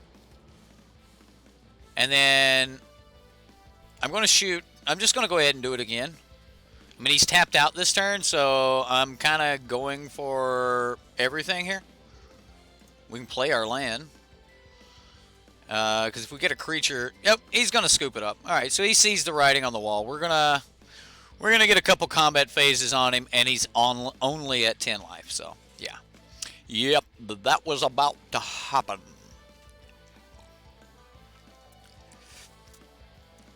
Right? Gate sack the creatures. I was just trying to show some of the crazy lines that are available in the deck. I think we play Padim in this matchup. I also kind of like Sweltering Suns, but a Braid seems good as well. I don't think I want to bring in too many things. I do want the Trophy Mages, though. Are we going to be doing, like, he'll scoop before the Vizier, so we don't need the Vizier to push it. Like, this guy's already shown us that he'll just scoop. So, it looks like we just need to, like, get online, and he'll scoop it up. At least that's the read he's giving me. I mean, we weren't lethal. Yeah, we were kind of lethal that turn, right? We had one extra combat phase. The Combat Celebrant wouldn't have untapped itself. We would have hit for 5. Yeah, we would have hit for 5 twice. I guess so. Looks like a decent hand. Double Combat Celebrant, Field of Ruin. I think we can play this. Look at this opener. It's like, let's get some. Bring in all the flings. I did. I brought every fling out of the sideboard into the main board for this game.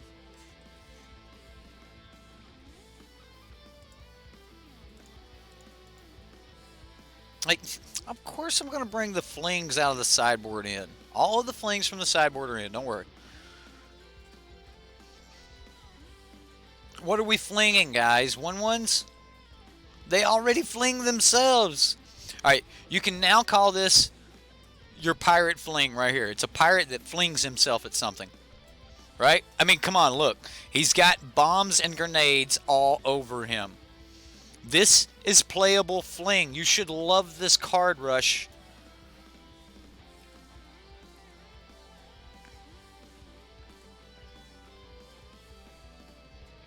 You don't see it my way?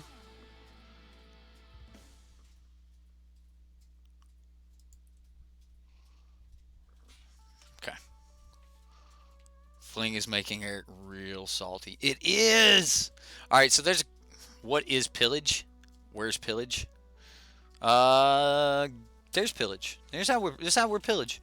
We have artifacts on the battlefield, and we draw cards, discard cards. Pillage. Do we let him just kill one? Nah. I don't think he's got a 1-mana way to answer the gate. If he answers the gate, that's fine. It's not fine, but definitely going to try to deal with this thing. Yeah, we're just going to go ahead and get rid of that. Sure, we'll throw one in the grave. And pass. Sorcerer's Spyglass. Activated abilities of sorcerers with the... Don't you call gate to the afterlife. Don't you do it. Don't you do it. He called gate to the afterlife. Oh. Pillage is an old school land destruction. It is. It is. Pirates pillage is the pillage he keeps talking about, where you draw two. So you draw... You discard a card and create 2 treasures. Draw 2. Okay, well...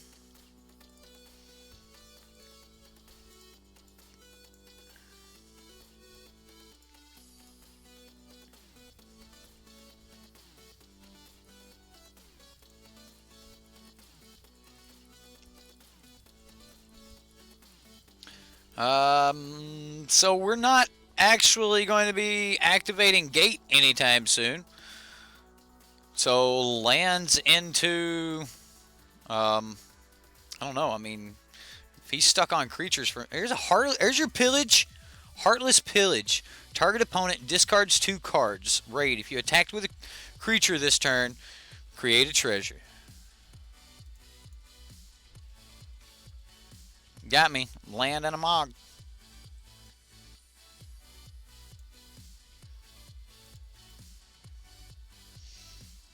Okay. I think I exert. Exert.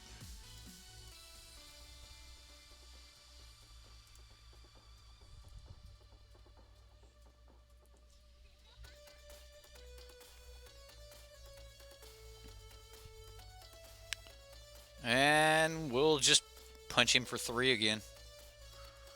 I mean, at least putting him at a low life total means that he has to start killing this. And yeah. I mean, if he draws 2 cards and he flips... Alright, what are you doing with Chandra? Like, we can kill Chandra with, like, anything. Sure.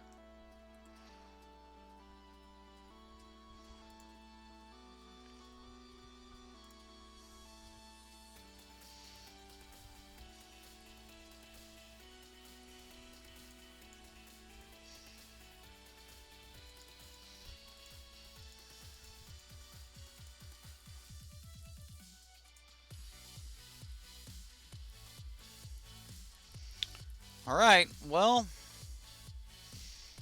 I mean, it's not looking terrific for him. That flipped, so he plays what? Gonti? So I'll go ahead and pop his land so he can't gain life. Taps it to make a black mana. And I'll take another mountain. Mountain seems good. And then he's at 4 life. 1 mana floating, 2.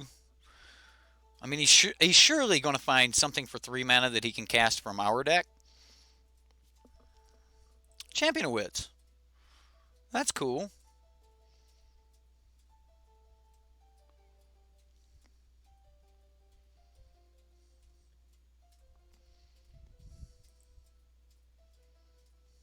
We get a Champion of Wits too.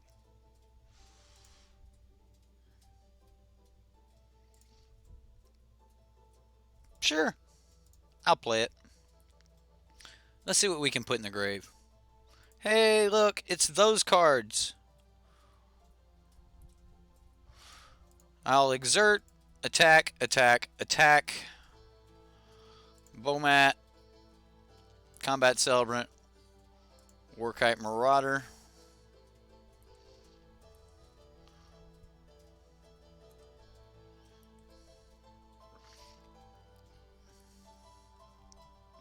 So he blocks. He blocks. We gain another life. We'll discard the mountain, get the cards under the Bomat.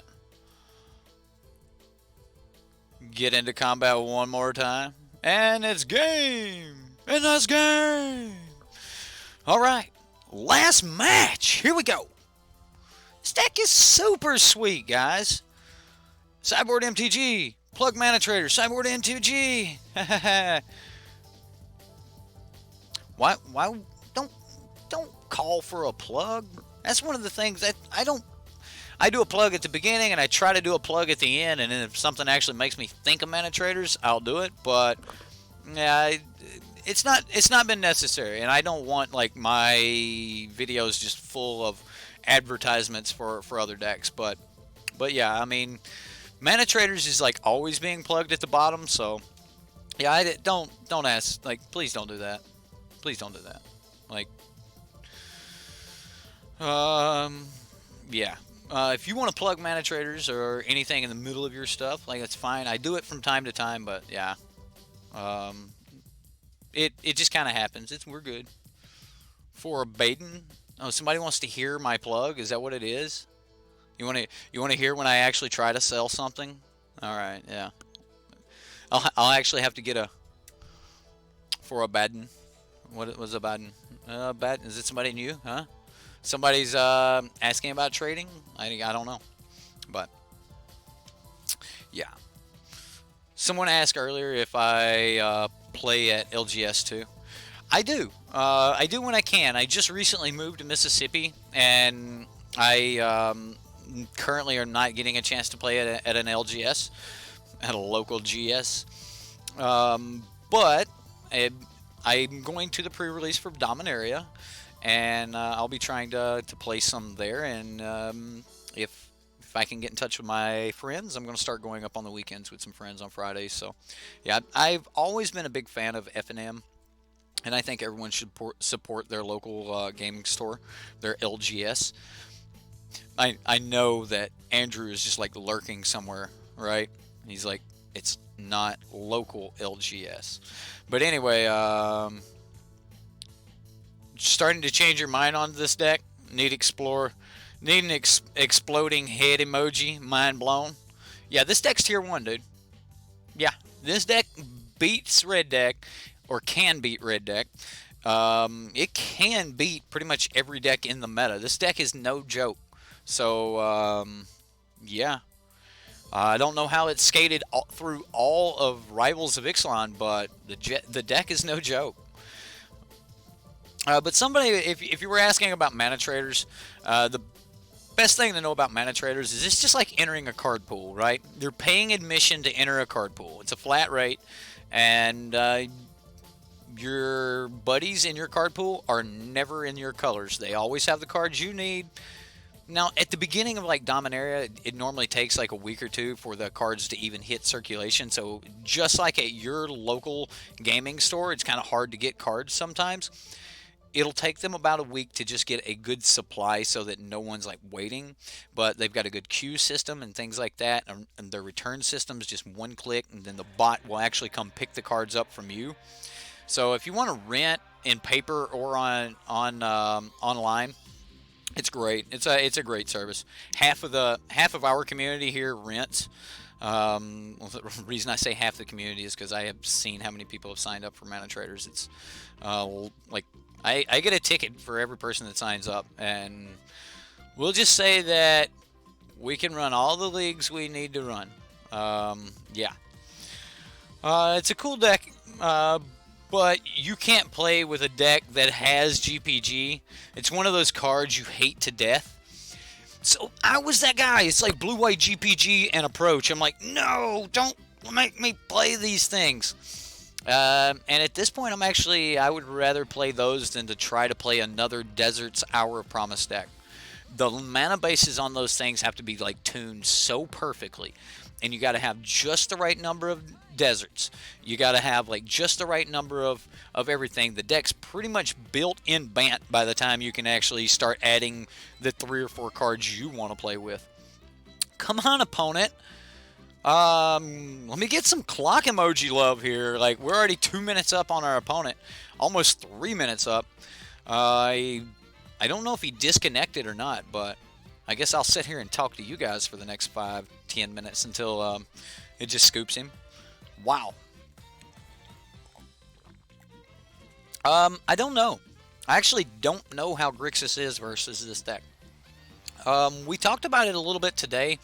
I don't think Grixis has actually got what it takes. If you get an aggressive hand and you can go 1-drop, 2-drop, and then 1-drop, 1-drop, or something like that on turn 2, or you get one of your like heavy 1-drop hands, and you start putting out threats like Warkite Marauder that Grixis is going, oh no, that will destroy the Scarab God. I have to deal with that Warkite now. So they're like hammering on this Warkite Marauder. Meanwhile, Bomat Courier is over here with like 7 cards under it. And, you know, you're like, all right, Champion of Wits. And they're like, okay, well, I've got to Verasta's Contempt that because I can't have him getting it back later. And it just really, really taxes their removal. Now, I don't necessarily mean taxing Verasta's Contempt the way I normally talk about how decks have to tax Verasta's Contempt. This taxes all of their removal. They have to spend a braids on things like Warkite Marauder, otherwise they just die to a beatdown. You guys can go back and look at the other games, and you'll notice that 1 out of almost every match was won without a GPG. This deck is actually an aggro deck. It's a sneaky aggro deck. This deck can just beat you down with 2 power creatures or 1 power creatures before your deck actually gets online, and that's actually a legit plan. You see me against the red deck. I cut some of my cards, and we just went on an aggro plan and just beat them down. Oh, hey, we're in a game. We're playing Magic. We're playing Magic.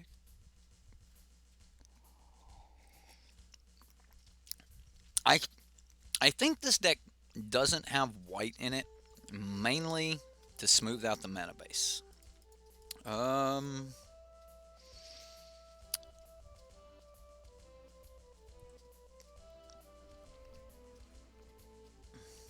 Do you burn this? I definitely just Trophy Mage here. Glint Sleeve Siphoner. Okay, so the reason I wouldn't Trophy Mage... Nope, not Trophy Mage.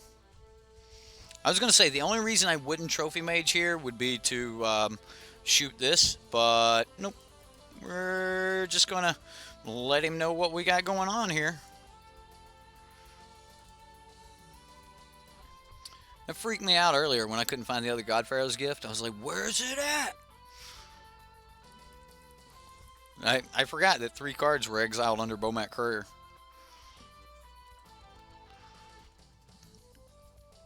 No, it doesn't. It does not need white. It's the Combat Celebrant package that means that it just doesn't have to be able to swing 6 in the air. You can pretty much pick a window and just go, okay, I'm going to swing 16. Night Market Lookout. Wow, scrappy.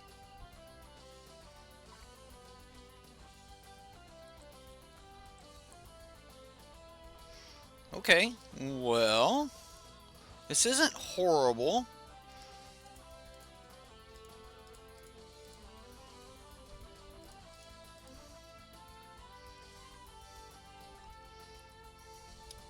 All right, so I definitely want to get them down to 16 life. So now we're there. At this point, we can kind of sit back and relax. The reason we want to be at 16 is it's a multiple of 4. So if he just turns sideways and then we go, I don't know, we would need a heck of a couple meals here to make this work.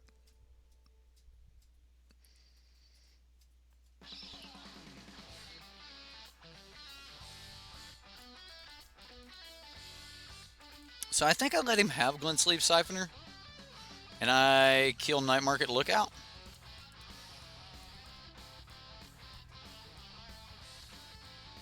We take the 5.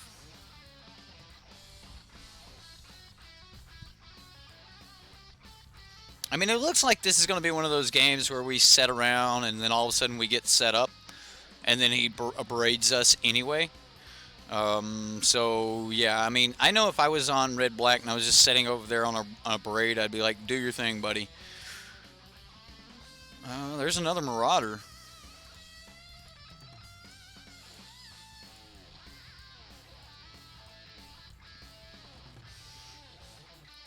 All right, so yeah, we'll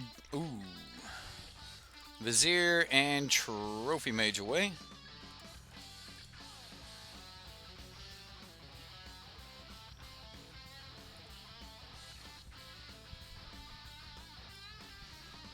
So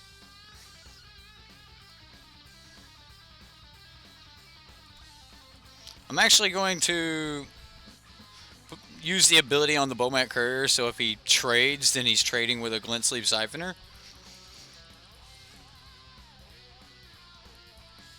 And then this turn we'll just go for 6. And we'll see what he's got. Hopefully he'll just tap out.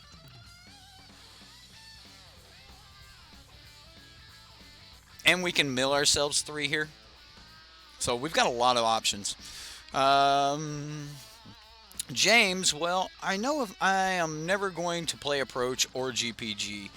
Just out of concept. Plus, you have principles. It kind of cuts me deep, James. You kind of cut me. I'm sitting here playing GPG, and I mean, I do this. I do this for you guys, though. I do this for you. All right. Well, I mean, we're taking damage. We're killing dude. We're doing things. All right. You get energy. You get more energy. You get a card to put under your Bowmat Courier. Wow. Wow. That's just ridiculous. Ninja Turtles rocking out, man. This song's killer. Is the music too loud for you guys? Because it is just in my head. Yes. Yeah, this is my favorite GPG deck. Although I said that about the last Combat Celebrant. I even took a Combat Celebrant GPG to my FNM. What do I play, James? And yep, all that looks good. So let's move to blocks. I will block here, block here, block here. I mean, he's gonna kill something.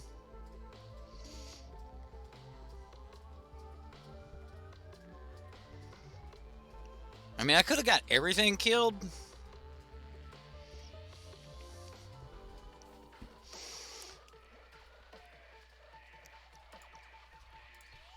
I'll go ahead and mill myself, although I don't have to, but, ooh, Combat Celebrant and a Champion of Wits in the grave. We get some triggers. Draw a card, discard a card. That happened. Warkai Marauder.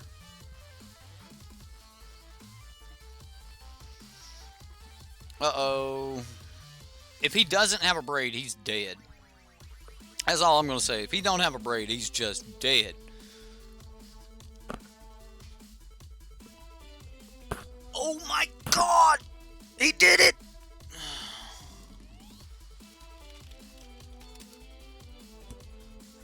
Oh my goodness!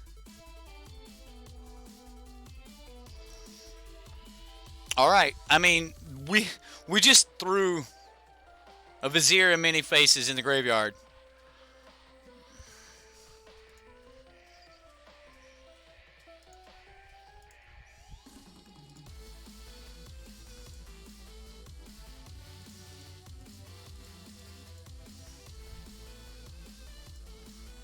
I mean, I'm gonna do it. We're gonna do the thing. Like, you can't mess this up. You just Combat Celebrant, enter combat, exert this guy, attack with all creatures. Sure. Put that on the stack. Put that on the stack. Put that on the stack.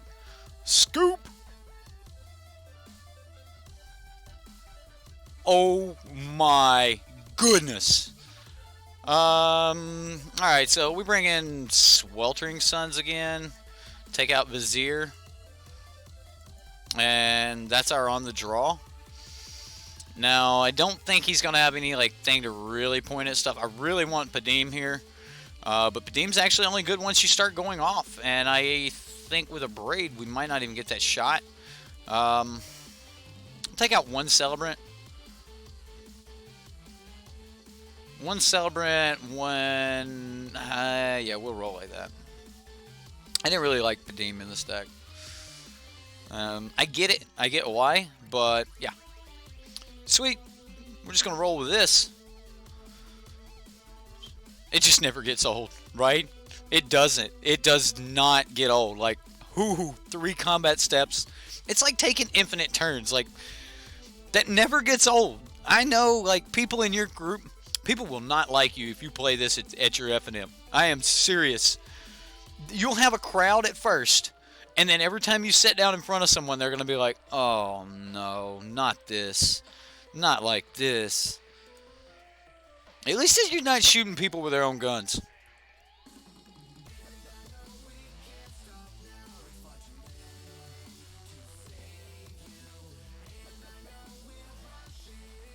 Infinite combos are horrible.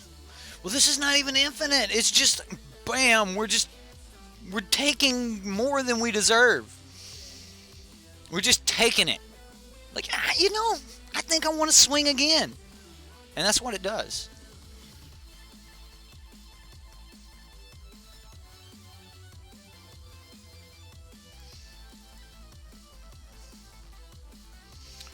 Trade it. Trade it. Do it. Do it. Trade. Oh, he didn't trade. He didn't trade. Scared opponent. Scared. Scared. Well, I mean, I'm going to let him do some things till turn 4.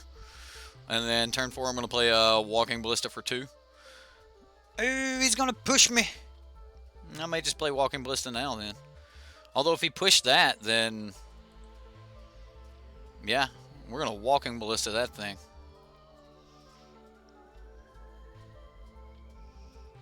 Sweet. So I get to leave up the red. Oh.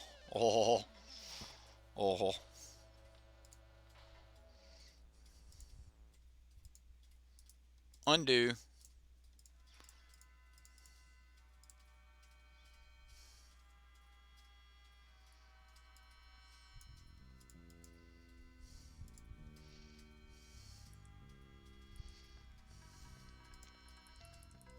You want to put it in front of it?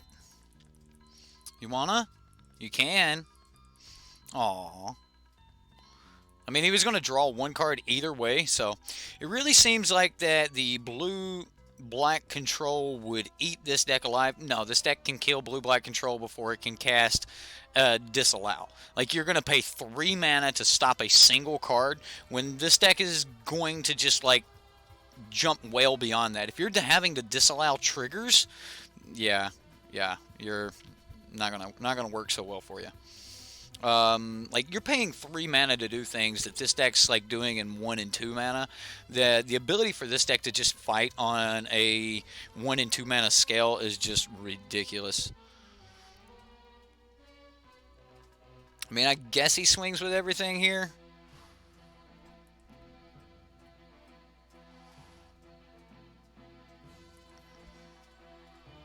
I mean, I block this, shoot that.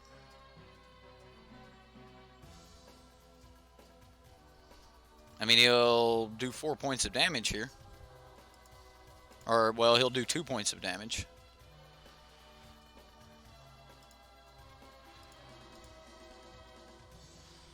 Supernatural stamina. You got it? Do you have the stamina? I thought this was a red deck. I thought this deck had red in it last game. Didn't it? Am I just... Aw. Come on, opponent. That's not cool. Are those cards worth more than these cards? I know I need these cards in the graveyard, but I know I really want to play this card next turn. He got me. He got me. We have to kill this.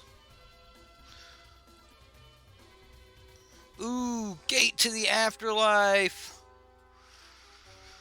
Oh, alright. Doesn't matter, though. We'll have to just, like, start working on that after the fact. For right now, we just got to shoot this. I mean, I might be able to just shoot this and wait a turn.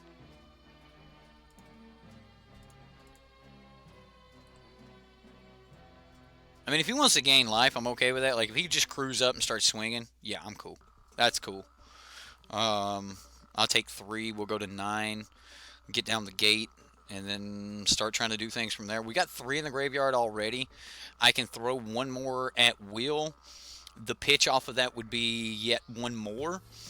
So we're looking at 5 in the graveyard right now. So he has to be able to destroy... Like, he's got to have a braid.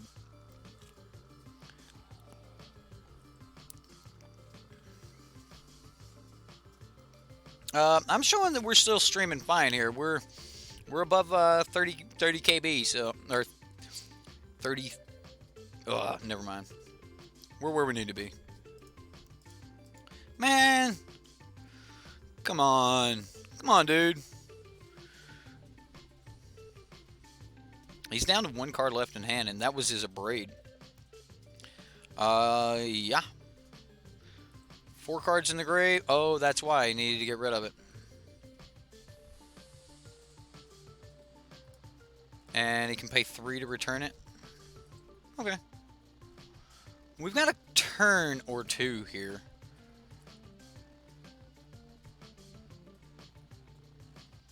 He's got 0 cards in hand, so, like, he's setting on top decking and a braid. Undo. We're not casting anything else here.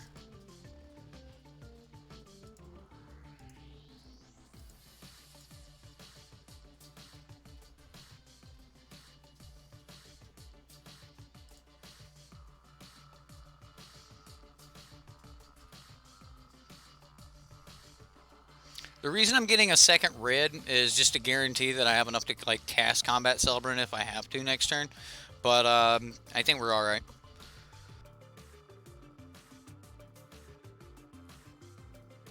We just need to stay at 5 mana. This way we can play Gate and tap it at the same time.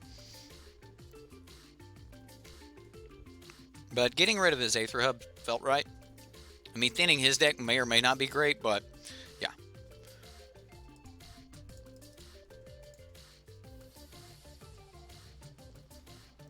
So we got 1, 2, 3, 4 in the grave. I'll pull the grave up for you guys. This is our graveyard.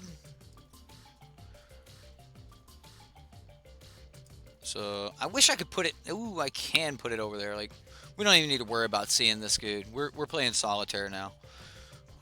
18 life, right? Like, how hard can we hit this guy?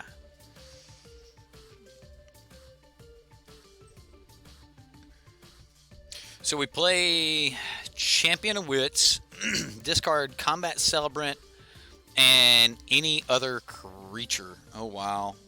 We still need one more. So we've got 1, 2, 3, 4. Fanatical Firebrand off the top will not do it because we don't have the mana. Oh, it would. It would because we just pitch it with a Champion of Wits. All right. There it is. Called it. Called it. Let me get a golden nut for that. Come on, I said Fanatical Firebrand off the top would do it, and we got it. Come on, I got to get a golden nut for that. Yeah, all right, so we see what's in the grave. We know where this is going. Let's see if he pulled the Abrade. We'll draw 2, discard 2 cards. I'm going to discard the 2 creatures that must be discarded. We're going to say yes. It's under a Bomat Courier. It's exiled under Bomat Courier again. Bomat Courier was holding God Pharaoh's Gift. Oh, I'm just waiting for the moment where he's holding both of them. Alright, so, yeah, we're going to enter combat. I'm going to take the Combat Celebrant. We're going to exert. And the only reason we're exerting here is to just get an extra trigger. That's it. To just get an extra 4/4 body. And we're going to... Wow, why didn't it make them so small? So what do we want? Warkite? A flyer? So we can block the stuff in the air? Yeah. Let's do that. I guess I could have got back Fanatical Firebrand. I think I'd pass here, though. I mean, getting back Fanatical Firebrand means that we could have blocked something and then shot something else, but then that means we would have sacked our dude. Yeah, I think I just need to be able to stick Champion of Wits in front of something here.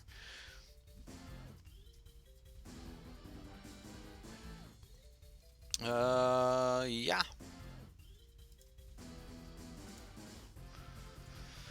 Okay. Here we go. Here we go. Can we beat this red-black aggro, red-black mid-range? What is this? What is this deck? Fatal Push? Aww. So, he's taking us to 1. I don't know if I can kill him. I probably should have swung right there. Uh-oh. SpaghettiOs. So, was I not supposed to exert?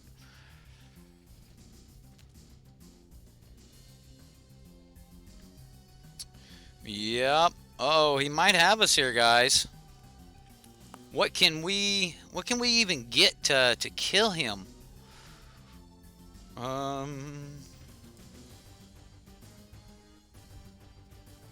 Don't have another flyer.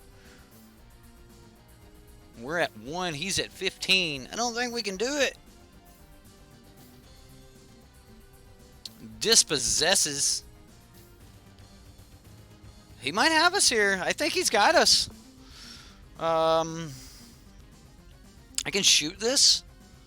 So I can get back like Walking Ballista and shoot this.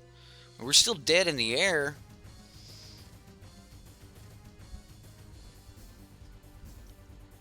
Champion of Wits off the top. Like he's calling Dispossess on God Pharaoh's Gift. I don't have any other God Pharaoh's Gifts. Oh, Combat Celebrant. Ugh.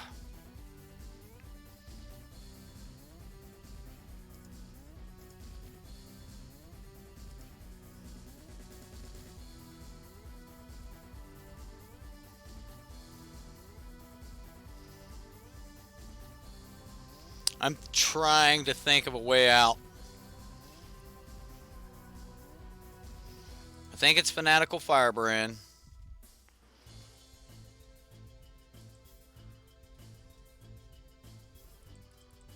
We have to have blockers. So I actually only go to 3 like that. Okay. I mean, if he can kill this combat celebrant, but I don't think he even would.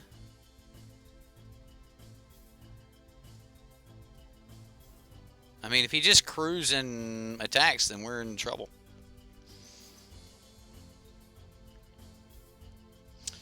Definitely in some troubles.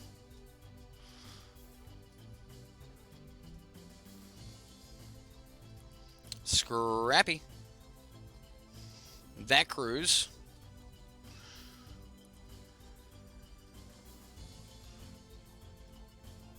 I don't have a way to kill, so I'm gonna gain.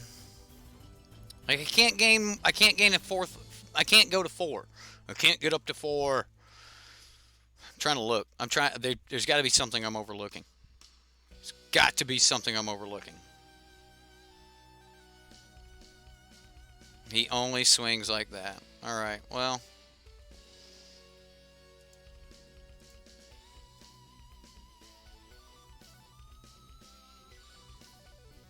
Has to be a non-token creature, so, yep. Yep, you got me, opponent.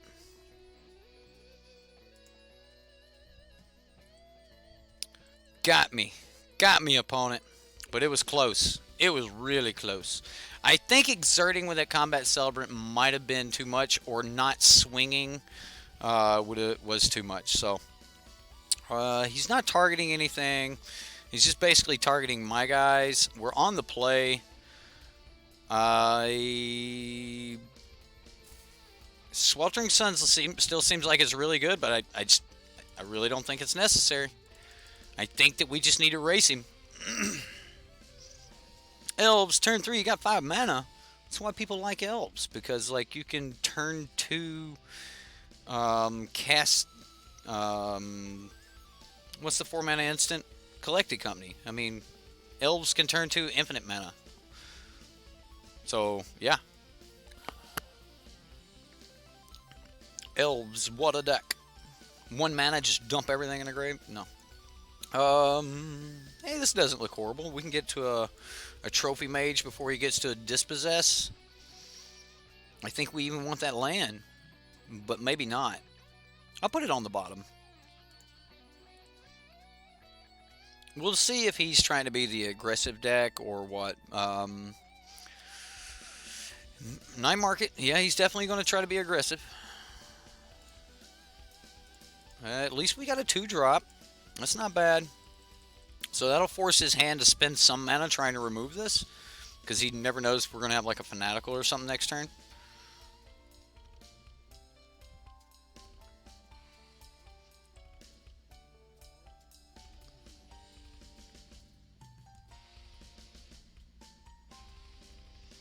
What if I just blocked it, dude? Huh? Ooh. It's right. It's right. I don't know why. I don't know why I didn't swing. I wasn't gonna block it. Glint Sleep, Siphoner.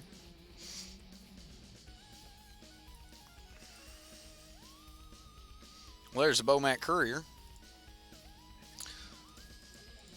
He just curries letters around all day, every day. Just call him the postman. Just call me the fireman. Do I push damage, or do I just sit back? I am kind of interested in chilling for a second. I mean, he loses a life, draws a card. I mean, at least here we get to put both in front of this, and he can only kill one of them. I assume he kills Warkite Marauder. If he swings with this, we can let him swing and just block the Night Market Lookout if he swings with both. He knows we have a gate, so he may start trying to kill stuff now before we can get the gate down. But in Dominaria, you can, yes, you have been very adamant about letting us know that you can turn to 4 mana. Um, but what are you gonna do after that? It takes like 4 cards to have 4 mana on turn 2, so that leaves. Yeah, I mean, it leaves 3 cards left in your hand. So I mean, yeah, maybe. There's a combat Syllablot. All right, well, I'm going to play this because next turn I think we can get pretty froggy here.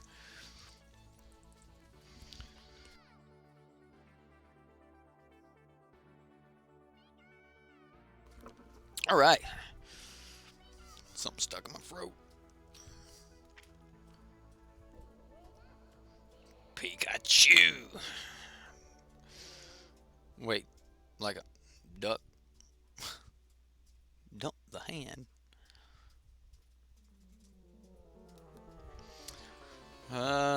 Yeah, I think that's where we're gonna be right here. Is we're just gonna try to push that Abrade. So we'll see what happens. So if we play Bomat, sack Bomat. There's a Hazarat. Hazarate has entered the building.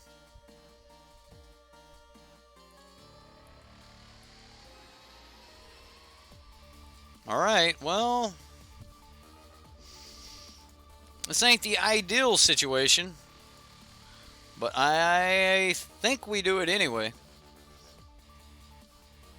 Alright, so let's look at this. We dump 1, 2, 3, 3, and this is 4. This will be 5. We get a trigger if it's a land.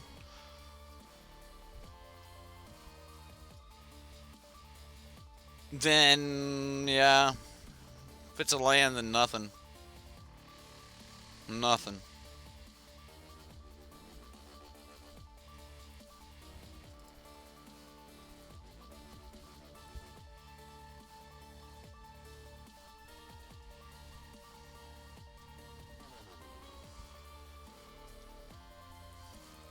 Sweet. Alright. Time to see if we're dead or not. Time to see if we're dead or not. I don't know if I like Glint-Sleeve Siphoner with Hazaret. I mean, the Hazaret's not swinging at us right now. He might start throwing cards at us, but yeah. Turn 1 elf, turn 1 bolt elf. Right? You bolt the bird. That's 1997 Magic yet. You turn 1 elf, you turn 1 bolt. Like, yeah, green versus, yeah, there you go. Then you Grizzly Bear. There you go. What's the turn 3? What's the 3? Is it a Heal Giant? Is that what you do? You Heal Giant on 3? I think so. I can't remember. I know that I want this Trophy Mage to die. We need to draw 1 more creature.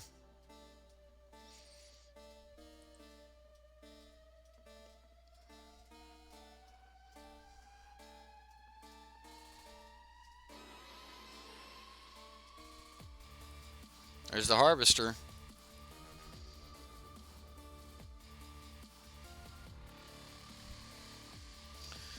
Okay. Scrap Heap Scrounger. This pretty much has to happen right now.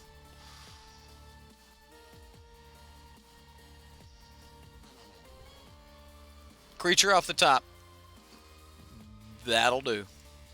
That'll do, pig. That'll do.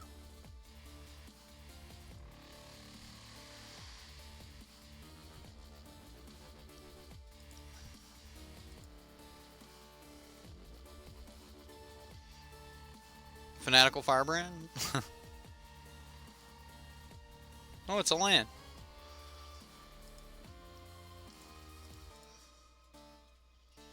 Alright, so we're gonna try it here.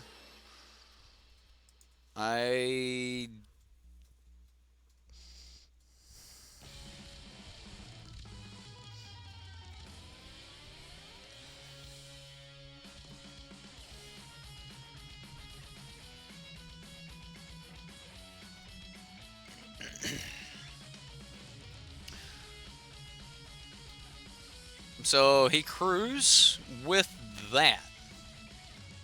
That was, he so punted. All right, he punted so hard right there. So this can't block. This can't block. This could have blocked. This would allow him to get in front of a, like, this would have allowed him to kill the combat celebrant.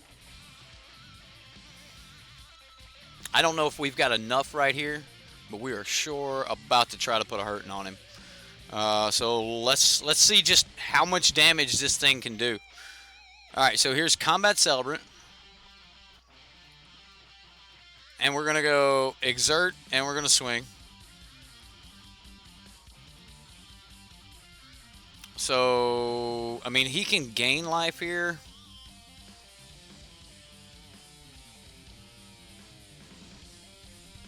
We do need some way to chain into something other than...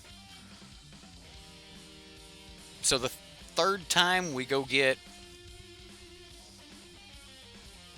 Oh, wow. Alright. So he takes 3.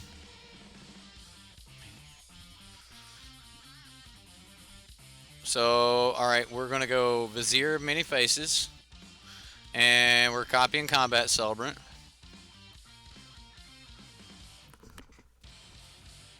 Well, I'm dead.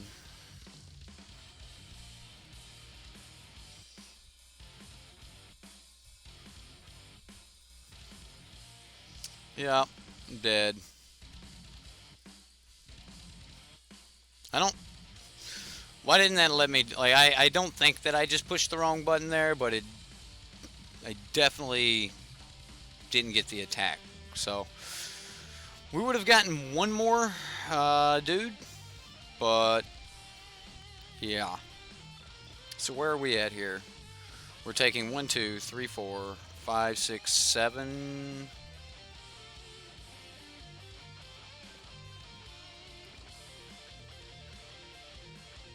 He has to be a little scared on crack back here.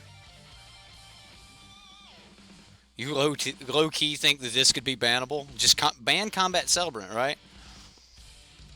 It's all you would have to do to break just this deck and not break any other deck. Is this lethal?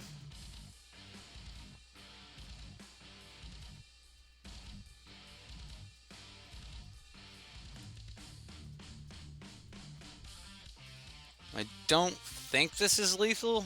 We don't have a Vizier. Alright, I think I have to get Minister of Inquiries.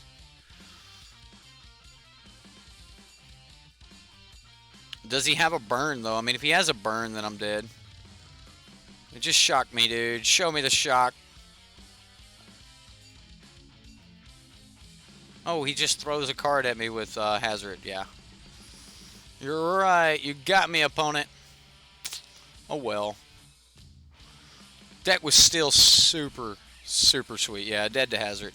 You guys want to go see what's in the chest? So... Also, like, this is the first league I have played with the deck. As I was going through that, I was finding, like, so many other lines and stuff. So, play this deck a little bit. Give it a try. Give it a good look. Play it. Get a chance for it. If you guys play, we're going to pop this chest real quick. Actually, I have been running other leagues with other things, so we've got a couple to open. So let's open some chests. But yeah, run this deck for a little while. You know, if you're a manatraders user, hey, we got some play points back. Got a cast out and whatever that is. And then we get Dread Slag, 5 mana, 9/9 trample. Dread Slag gets -4/-4 for each card in your hand. A cancel and a Horn Kopesh. Right. Bam! Molten Steel Oh man, there used to be a combo with that. Stitch in Time, that's not bad. Flip a coin, you win, take an extra turn. Ice Over, alright. Alright. Let's see what else we got. Good chest opening here at the end anyway. Fortuitous Fine. Watchful Automation. I want to say automaton, but automation. And some more play points. Play points are fine. And bam. You know what? That card, it's pretty good. I hear it's pretty good green-white commander. Yeah. And then with that, we get a Stampeding Horncrest and a Wasteland Scorpion. Last treasure chest. More play points, Heartless Pillage, and Goblin Trailblazer. Yeah, not the greatest ones I wanted. Trustani. Was that what it was? Trustani. One day I'm going to crack this. I think I'll crack it for coffee time at some point, but I'm going to crack it. Anyway, yeah, deck was super sweet. I had a lot of fun with the deck, and I think that you guys will too. So I definitely, I highly recommend that those of you that like to play it, those of you that can bring yourself. Oh, do I play Mormir? Wow, y'all are really trying to turn me into Saffron Olive. Honestly, if I was going to play anything on like extra time, if we got done real early or something like that, I would just go play some Arena for you guys. Like, okay, hey, let's go play a game of Arena, because I think that's what Arena is going to be. So in the future, if we run a little bit early, then yeah, like if I 0-3, we'll drop and go to Arena or something like that. So I'm good with doing that. I don't want to get into Mormir because I am not actually that good with old cards. I know Mormir, you just kind of, hey, I'm going to sack this land and see what I get. And then you just kind of play. But I do have Mormir. I do have the avatar and stuff. So it is fun. And I've been asked about that quite a few times. But I think that I would literally be called, like, I get called a copycat already anyway. But that's because I'm a net decker. Like, I play all the net decks. Like, this deck was straight out the top place deck from GP Seattle. And this is going to sound so bad, but I didn't even look at the name of the guy who won with it. I just went, ooh, the top deck. And said, that's the one I'm going to play. And I think that's what a lot of people will do. So, right. There's some things that I don't get called a copycat on. There's some things that I'm kind of original on. I think my coffee time, I don't think there's anyone else that does that. And so that's definitely going to be my niche, to bring my community into my stream. Like, I can not only just stream for you guys, but I can also stream with you guys. So and coffee time's like the best of that world. Who knows? Maybe one day we'll actually do it in like Google Hangouts, and you guys can have your cameras going. But either way, if you guys like this deck, and you want to play this deck or any other deck in Magic, whether it's in paper or on Magic Online, ManaTraders has got you covered. It's a great rental service. Helps out a lot with, you know, testing decks. Some decks spikes a GP like this one, and everyone wants to, yeah, the Mastermind Teams deck. Yeah, but he wasn't streaming, like, yeah. Travis Wu streams from his phone. I kind of like Travis Wu, kind of, I don't know. Like, it's a lot of self-help videos, and I've got enough self-esteem that I don't need someone else to tell me, you're a good guy, and people like you.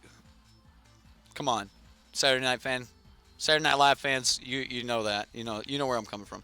Anyway, ManaTraders, if you do sign up with ManaTraders, SideboardMTG 15. Save you 15% on your first 4 months. It's huge. You're right, Retro Arcade fan. I like you. That's right. I'm a good person, and people like me. That dude would sit there on Saturday Night Live, and he'd look into the mirror, and he'd just tell himself he was a good person, that people liked him. Yeah, I like T-Woo, man. I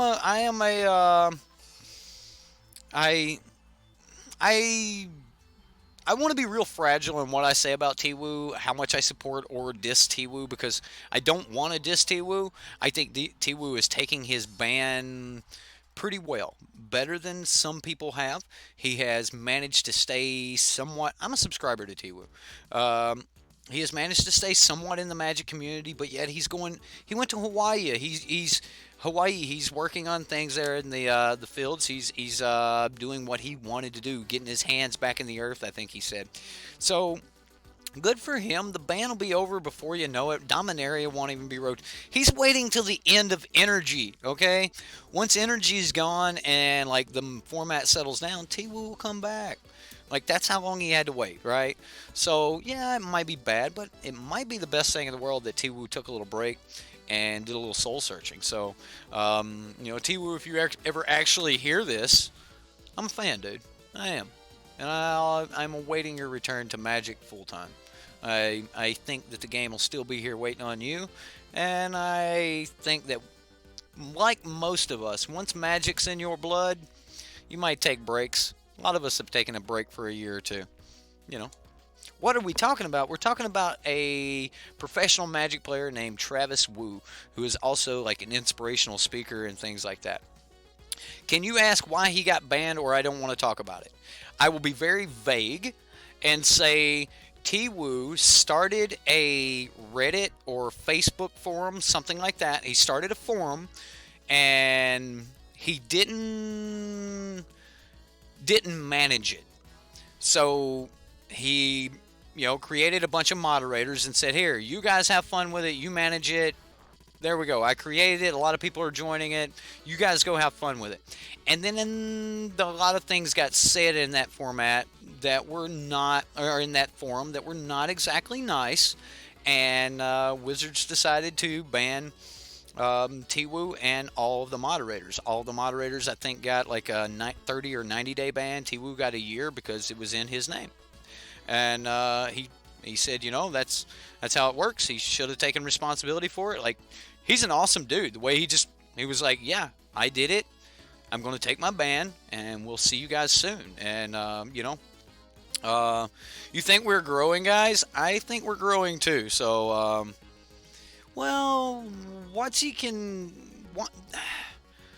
it wasn't, okay. So I will say that it was a forum talking bad about other people, not talking bad about WotC.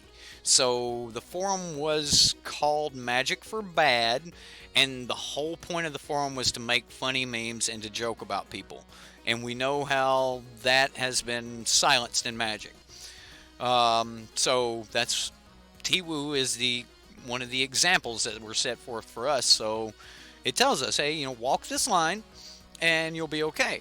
So I have a Reddit, and I have to somewhat manage that Reddit in order to make sure that things aren't getting posted on there, and that would be mean. So I do have to look through it and do that. Freedom of speech kind of dies when you become a personality, and once you start getting 5, 10,000, 15,000, 100,000 subscribers, then there's a lot of people that will take your, like, at that point you're almost a public speaker, man. So I think I walk the line well. I hope that I do, because I just want to keep making Magic content, and at some point this will take over and become a job, and I want to keep that. But we'll save all of that for the 3K Q&A. I hope you guys all had a lot of fun watching the deck tonight. I hope you guys jump over to manatraders, pull this deck up, and just go wreak havoc on everyone. The deck's super good. That was the first league I ever played. We went easily 3-2. Almost had the 4-1. I bet you could sit down, play 5 or 6 more leagues with it, and start putting out 5-0s. It's super good, man. I had a lot of fun. Retro Arcade, Rush, everyone else. If I didn't give you a shout out in chat, Old Man 5 times, everyone else, seriously, much love to you. Thanks for showing up to chat. I had a lot of fun. Hope you guys had fun. We'll see you next time. Yeah, we're going to do a double Q&A at 10K, buddy. We're going to do a lot of Q&As at 10K, or at 100K. We get to 100K, I'm going to need help at that point, Zax. I'm serious. And it'll be there. The math seems good. Seems real good. Let's get a play button, and we'll be good, man. Kick you out for Zax, right? Scrub. Anyway, see you next time, guys.